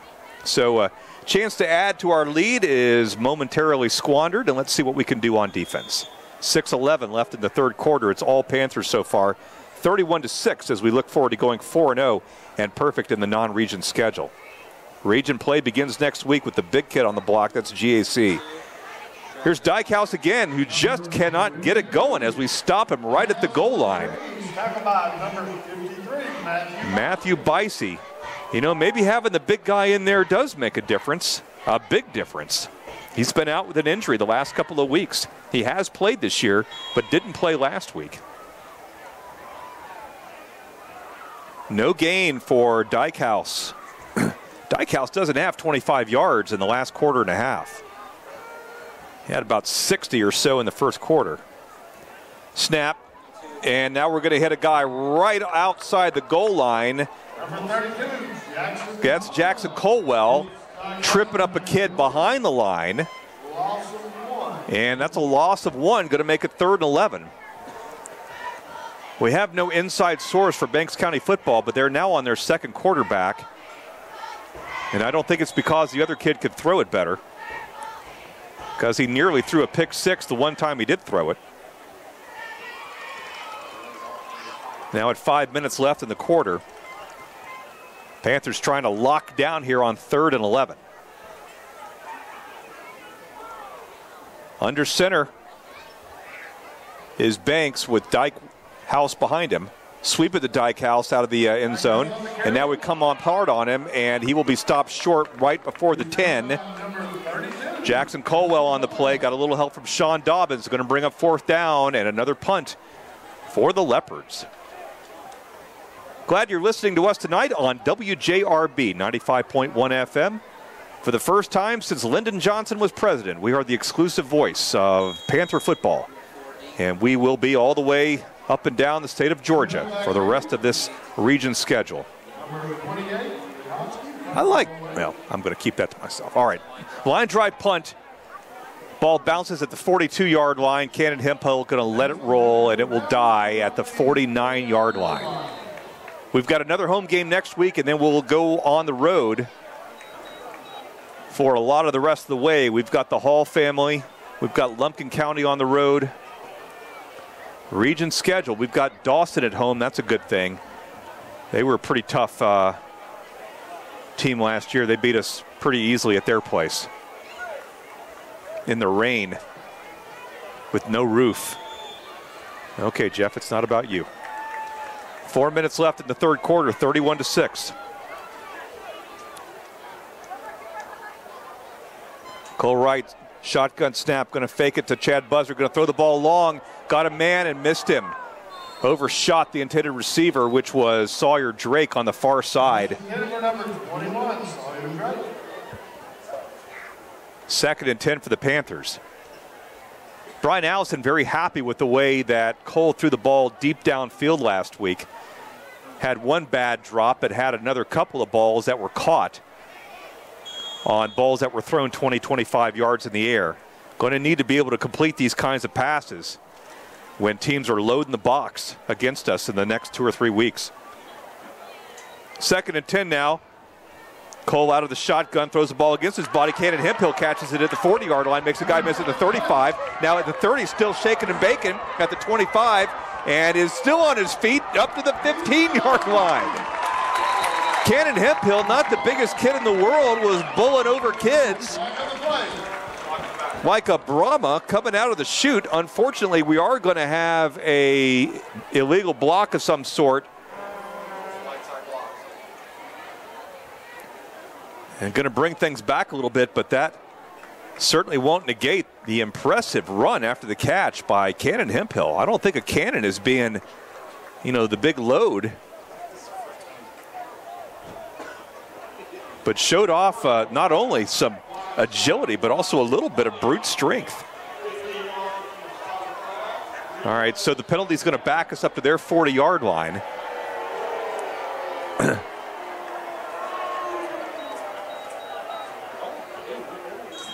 And the uncharacteristic boo coming from Blairsville.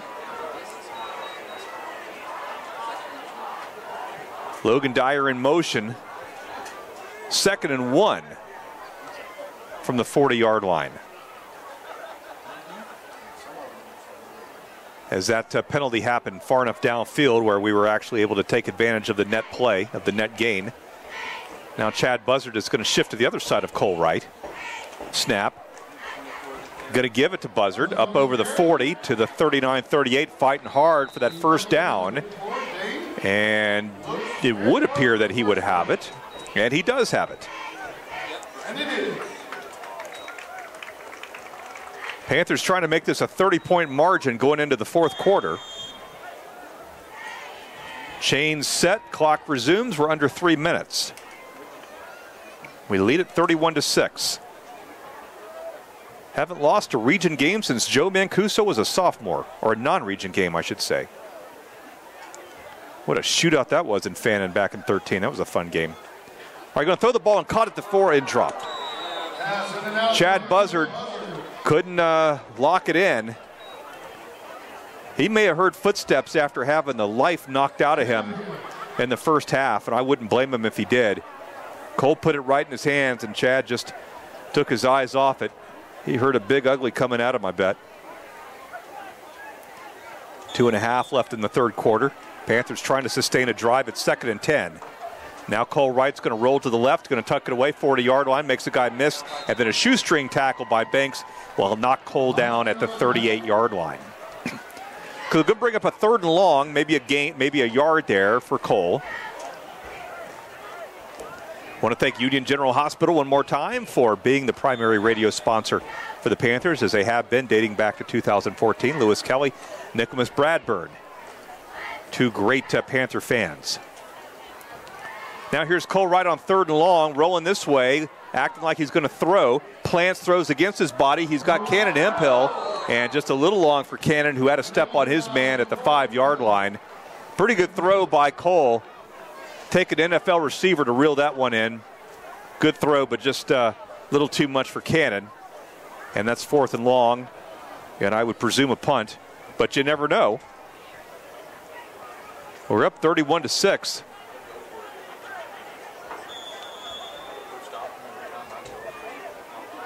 So if we'll go through the charade or the motions of trying to draw them off.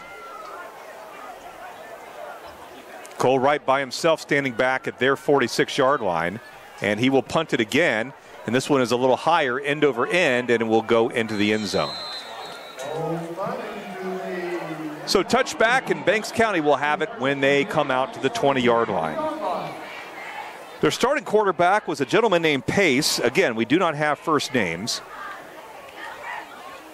Next week, we hope to have rosters. I have been assured by an employee of WJRB Radio that we will have programs next week. Not throwing any shade. Lots of folks involved in the chain, but we got looking forward to seeing programs next week. All right, and here's Thomas going to throw the ball wide and caught at the 25-yard line. Stays in bounds, does Banks. Pick up 5 yards. He was tackled by number 12, Sean Dubbin. Something fun about getting the program for the first time. You know, you look and you see the pictures, and you've got the baby pictures and all the mothers who are fathers who are proud of their seniors. Be looking forward to having that next week in time for GAC. Banks County taking their sweet time, down 25 points. Now on 2nd and 5. Give it to Dykehouse, and he got a yard. R.J. Banton has just had his number all night long. So is Colson Daniel. Matthew Bicey, too. We're now under a minute left in this third quarter. 28-7, Towns County now. Zach Davenport's 4th touchdown of the night. All right, Zach, as the Indians looking to square things up at 2-2. You know, those Rascals could make it into the playoffs. I mean, a lot of things would have to happen, but, you know, 4 teams coming out of that region.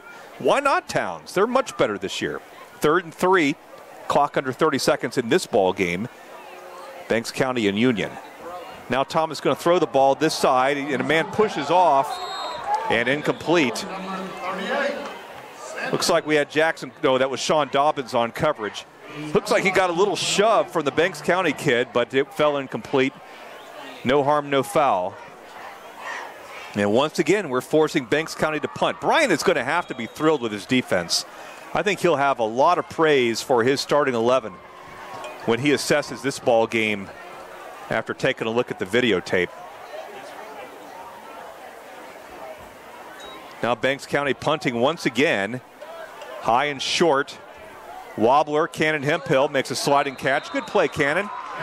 And 46-yard line is where Cole Wright will start once again. 15 seconds left in the third quarter. I think some of y'all went to sleep at halftime. Oh, Tim Hunter laying the wood to this Union County Panther crowd. Only he can get away with that.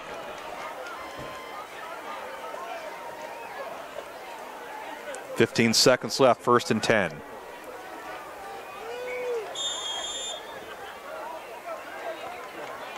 Got Cole Dockery back with Cole Wright. Cole looking over at the Union sideline. Snap. Give it to Cole Dockery up over midfield. Guy dragging him along. And Cole's going to drag him to the 46 of Union, or 46 of Banks, rather. And that's going to be the final play of the third quarter. No score from either team, which is just fine, as we've erased another 12 minutes and 12 minutes still to go. One more quarter to play, and we'll be back in 60 seconds with that quarter as Union General Hospital brings you the Panthers on WJRB.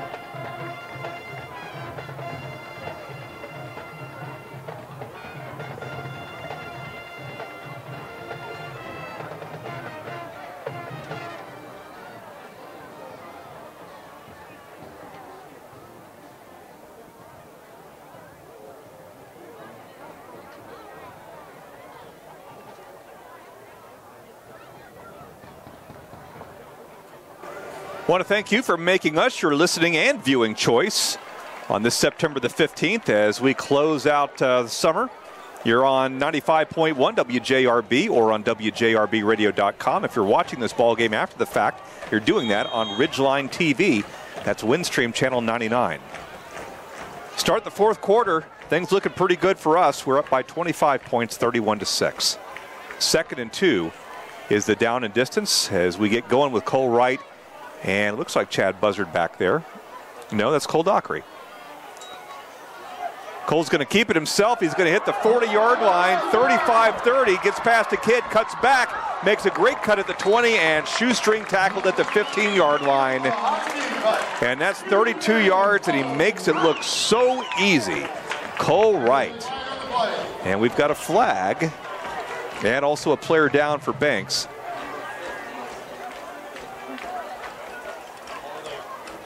We got a bad block of some sort. We got a hold. Yes, we've got a hold.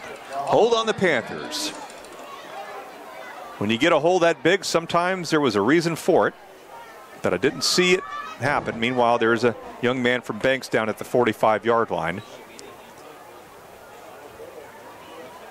He's got that look on his face like the look on my face will be after a 3-set tennis match tomorrow. It's just cramp city out there.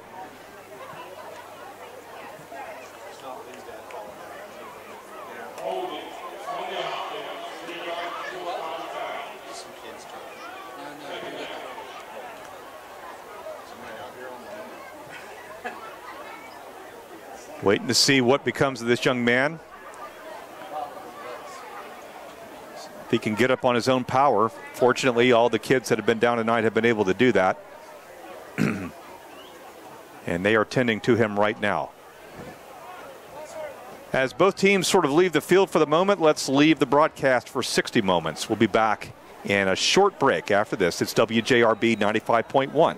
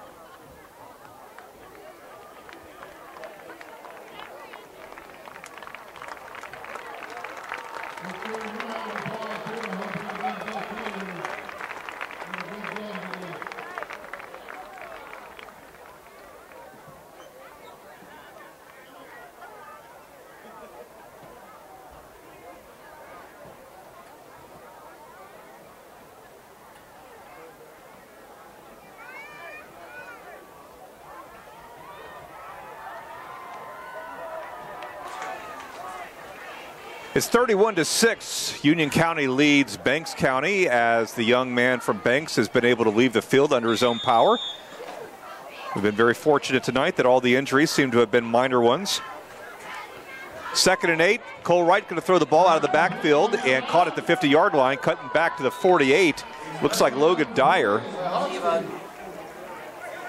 on the far side. Pick up a little bit of a gain. Not enough for the first down, but a good chunk nonetheless. Mark it at the 47 of Banks. 3rd and 2, you're down in distance. Quick snap, give it to Cole Dockery, head down. And I don't think he got to the first down. He had to make the 45, stopped him at about the 46. And now we've got another kid down, not the Panthers, but Banks. And that's a cramp all day long. I know that. I know that stretch right there. Hey, I mean, Banks County's defense has been out there all night long. Those kids are rag tired. We have imposed our will on them. 2 Advil and a liter of water, my man. Just doesn't happen right away. About a minute off this 4th quarter clock. Friday will be our homecoming festivities. Be with us next week if you can here at the stadium. And if not, we are on WJRB 95.1. We start the broadcast every week at 7:06 with the pregame. GAC will be the opponent next week, and assuming that we are able to round out this final 11 minutes, as we seem to be on the verge of doing, we will be 4-0 going into our first region ball game where it really does count. The top 4 teams in the region make the playoffs. We were able to get in as the 3 seed last year. Or were we the 4? We must have been the 4 to play the 3. Okay. Cole Wright going to punt it. Hits the carpet at the 21. Takes a couple of basketball bounces and rolls dead at the 16. Neither team has scored in the second half, which is quite unusual. Matter of fact, the last kid to score was Patrick Baggett, who wins Chick-fil-A until Social Security age, apparently. No, that's not right. He wins it for 1 year. He hit a 30-yard field goal. That's a lot of Chick-fil-A, man. I mean, that's I mean, that's pretty good reward for a second and a half of effort. Wes Cook having to go back to the boss and say, oh, boss, guess what happened? I think they won't run out. 10 and a half left in the fourth quarter. Whistle before the snap. And now Union calls a timeout. All right. 31-6 is our score deep in the fourth quarter. Back in 60 seconds on WJRB 95.1 FM.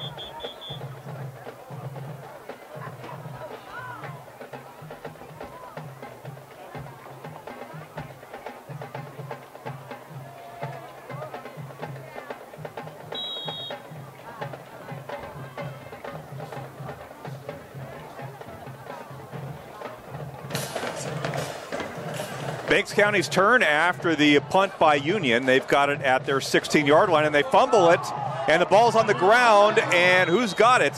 I think Banks may have gotten that. A couple of slips there. Quarterback never had it, and then it bounced around again, and the Leopards will recover the fumble. Brings up 2nd and 15. 2nd and 15 after the 5-yard loss. We're at 10 minutes left in this football game. Union on its way to victory number 4. Every year, the senior class breaks the record of the previous senior class for most wins in history. And I'm guessing that'll happen again. Second down snap. Here's Thomas, and Thomas is going to be bottled up behind the line of scrimmage and will take another sack. Great defensive rush. Brian Nelson, I believe, Good rush by number 30. making the play. Nelson. Banks County just in a world of hurt. They're back at their own 7. 3rd and 11. Got 3rd and 17.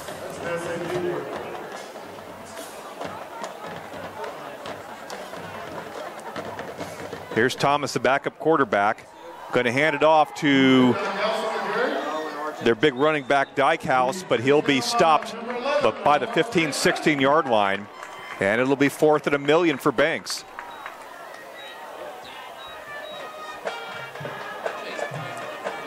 Ball at the 16, the original line of scrimmage. And Cannon Hemphill back out again. I bet Cannon has been out there for 10 punts, Garland, something like that. As Garland jolts up in his chair. What? Snap, punt, high, somewhat short, fair catch Cannon. Cannon's going to grab it at the 44-yard line. Bit of a ponderous second half as neither team has really been able to lay a glove on the other. But all the damage was done in the second quarter when we outscored them 17-0. Both sets of starters still out on the field. A little too early to be putting the JV out there. If we score again, we might.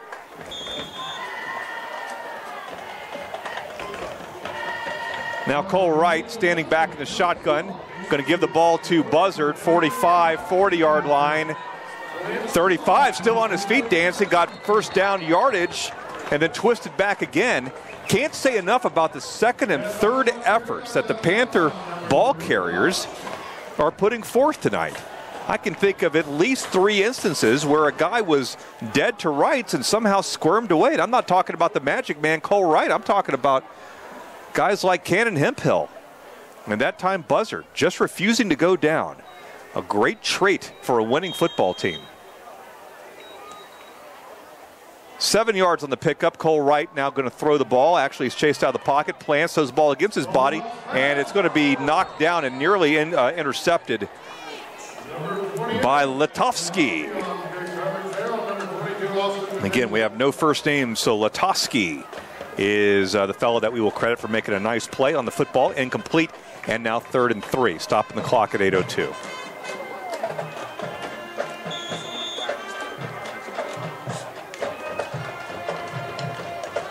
So let's see what we do on 3rd and short with a 25-point lead. Going to fake it to Chad Buzzard. Now Cole Wright out scrambling out of the pocket. Going to throw the ball against his body. And that one is intercepted at the 30-yard line. And a flag on the play, but it happened as the ball was being intercepted. They intercepted a ball, and I guess they were on a knee. So the play was down immediately because there was no return on the interception. A flag went up immediately. It's almost as if everybody just sort of stopped for a second.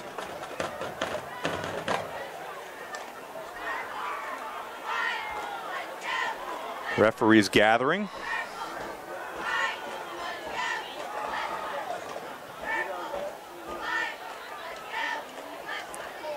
Trying to get to the bottom of this one.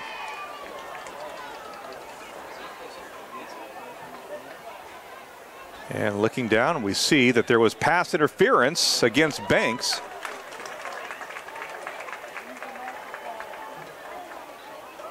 All right, so we are going to keep the football. They turned up an interception, but had to cheat to do it. As we try to organize things, the referees, and they will mark it at the 36-yard line of Banks. This is quite an ordeal, spotting this football after the penalty. They're going to mark it off. Yeah, they're going to mark it forward now as they get to the line of scrimmage and go forward. 10-yard penalty.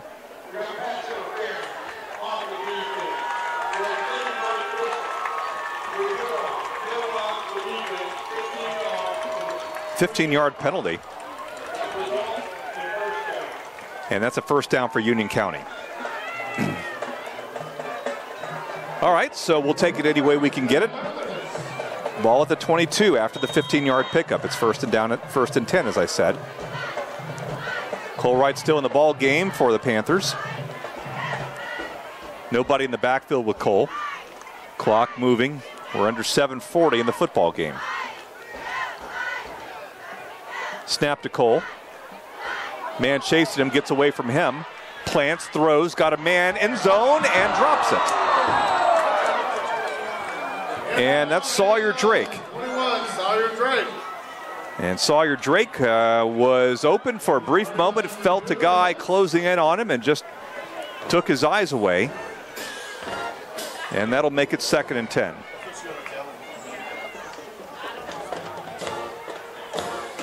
Sawyer had a nice touchdown grab last week. Showed a lot of speed heading for the end zone. Going to need you to catch those next week, my man, against GAC. All right, here's an end around to Chad Buzzard.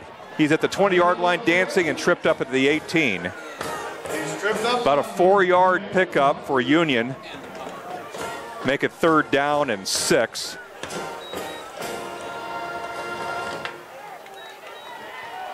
As we're trying to get to 3 zeros in this one. Been a little bit of a tedious, ponderous second half, to use a couple of SAT words.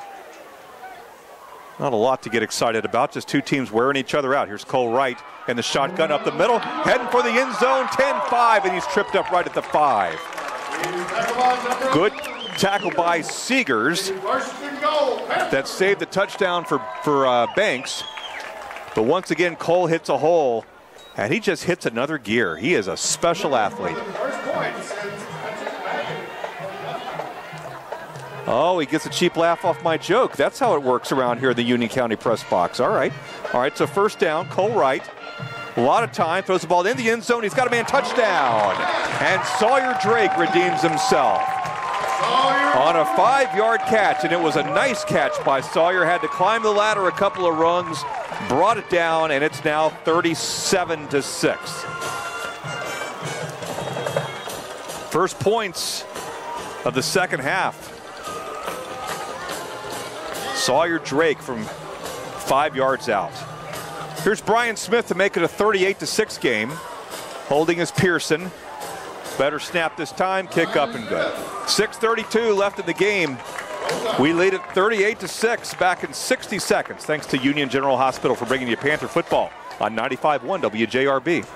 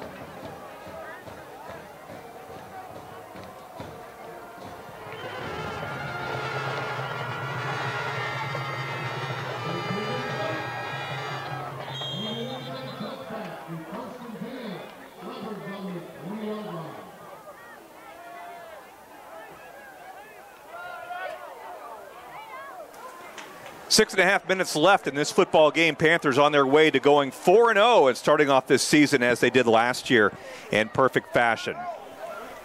Well, I guess the literal rules in Georgia high school football are if you're up by 30 points and the clock becomes a running clock, but 35 points. Well, that's new information.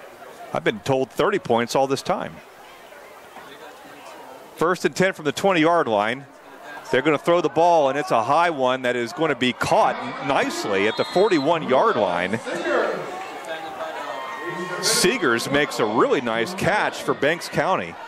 I'm sure the offensive coordinator was like, where's that been all game? That was a really terrific play and a first down for the Leopards up to their 41-yard line. He stayed in bounds. Clock reset after the chains are set.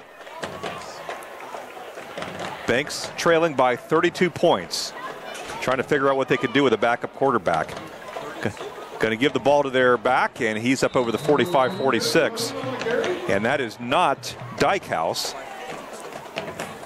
That is Moon. Number 52, Buddy Vieira. Buddy Vieira, a name more familiar than Moon, makes the tackle. 5-yard pickup for him. Can't wait to have programs with first and last names. It's a privilege, not a right. Now Moon again up close to midfield. Going to bring up a 3rd and short, 3rd and 1 for the Leopards. RJ Banton there in the middle. RJ's going to have a nice stat line by the end of this evening. Always enjoy getting a chance to talk to the kids during the week. They're really excited, and they're excited for each other. You know, I thought it was really neat that Cole Dockery really harbors no resentment at all about not being the featured back, that he and Chad pretty well split it up. Maybe even Chad is getting 60-70% of the carries. He doesn't care. He just wants to be out there with his friends and win football games, and that's pretty awesome. 3rd and 1 now, and we're going to hit him at the 48-yard line, but I think he did get enough for the first down. Matthew Bicey there. Matthew Bicey. It's going to be a Banks County first down.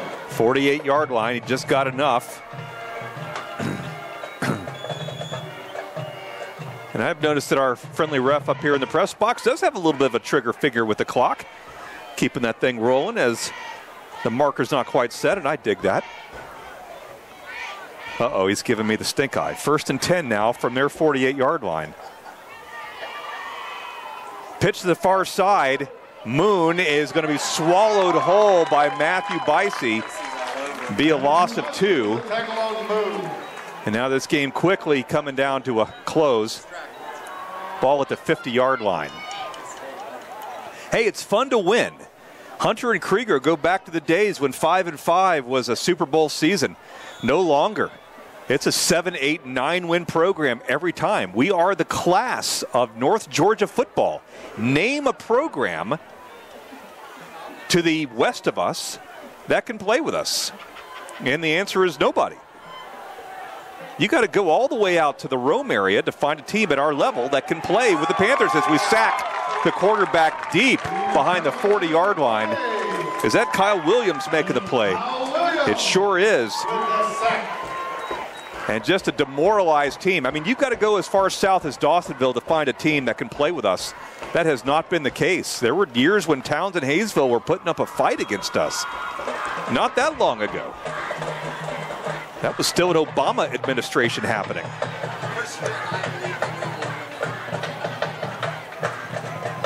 Third and 20 from the 42. Great play as some of the fans starting to file out of here. They've seen a winning football game, and we're going to stuff the third down ball carrier up over the 40-yard line. Nathaniel Ledford and Caden Rich, who's made some nice plays for the Panthers in relief this year. What is it about a coach that comes in and changes everything? We've seen that happen in other places too. Think about Rabun County. Those guys were awful. I mean, capital A, awful for years, and then they became the class of Northeast Georgia. And it was that Shaw that came up from Flowery Branch to coach Rabun, and now Flowery Branch is a laughingstock. So a guy leaves, goes somewhere else, and you can't tell me he's not worth the money and the truck that the touchdown club gives him. Well, I don't know about that part. some wise nodding going on here in the press box. And we got a delay of game now against Banks. I'm on the air, big fella. I'm about to get a private story while I'm still broadcasting here. We'll save that for a timeout. Clock stopped at 2:14. We're getting a little loose here in the press box. John Moon wants us to keep it professional here for Ridgeline 99. Punt from back of the 20-yard line, and he's going to angle it away from Cannon. Ball's going to bounce at the 36 of Union and drop dead at the 20. Wow, that's a slick carpet. Down at the 21. I'm thinking 3 carries up the gut, and let's call this a night. There is no point to get anybody hurt at 9:50 p.m. Another decisive victory, and this one was more decisive than you might have thought. Brian really thought this would be a pretty nip-and-tuck ball game, and it was for about a half of a quarter. And then we put on a great display in the second quarter, flexed our muscle. 2 big plays of the game, obviously the Chayton Schaefer 94-yard kickoff return. Coughed it up at the goal line, and then Hunter Kelly fell on it for a touchdown. That was a big, big play for the Panthers. Because if that's a touchback for Banks, that's a tough one. And then Pearson Allison made a great play late in the second quarter, picking off a ball on first down at a time where we needed a defensive stop. Took it inside the 10-yard line. We eventually scored. And really those 2 plays were enough to throw a lot of dirt on the face of the Banks County deceased. We're under 1:20 in the football game, and nobody is in any hurry at all to snap a ball. We hope you've enjoyed this ball game. Try us again if you did. Next Friday night at 7:06. We'll be there for GAC, and that one will not be a laugher. Pearson Allison is going to carry the football over the 25-yard line, and now we're under a minute. GAC won that football game 35-13 down in Norcross last year. In fairness to GAC, it probably wasn't that close, as the second half was populated by a lot of JV kids for both sides. I don't think we had our studs out there all the way into the fourth quarter either. But Tim Hunter's got to get these guys fired up for GAC, and he's got to do it right now while he still has a captive audience. Under 30 seconds left. This will be the final snap of the game, barring some kind of incomplete pass or fumble of some sort. As the fans definitely off the aluminum and heading for the exits. And we were just going to kneel it. Pearson Allison will kneel it at the 19-yard line, and that is all she wrote.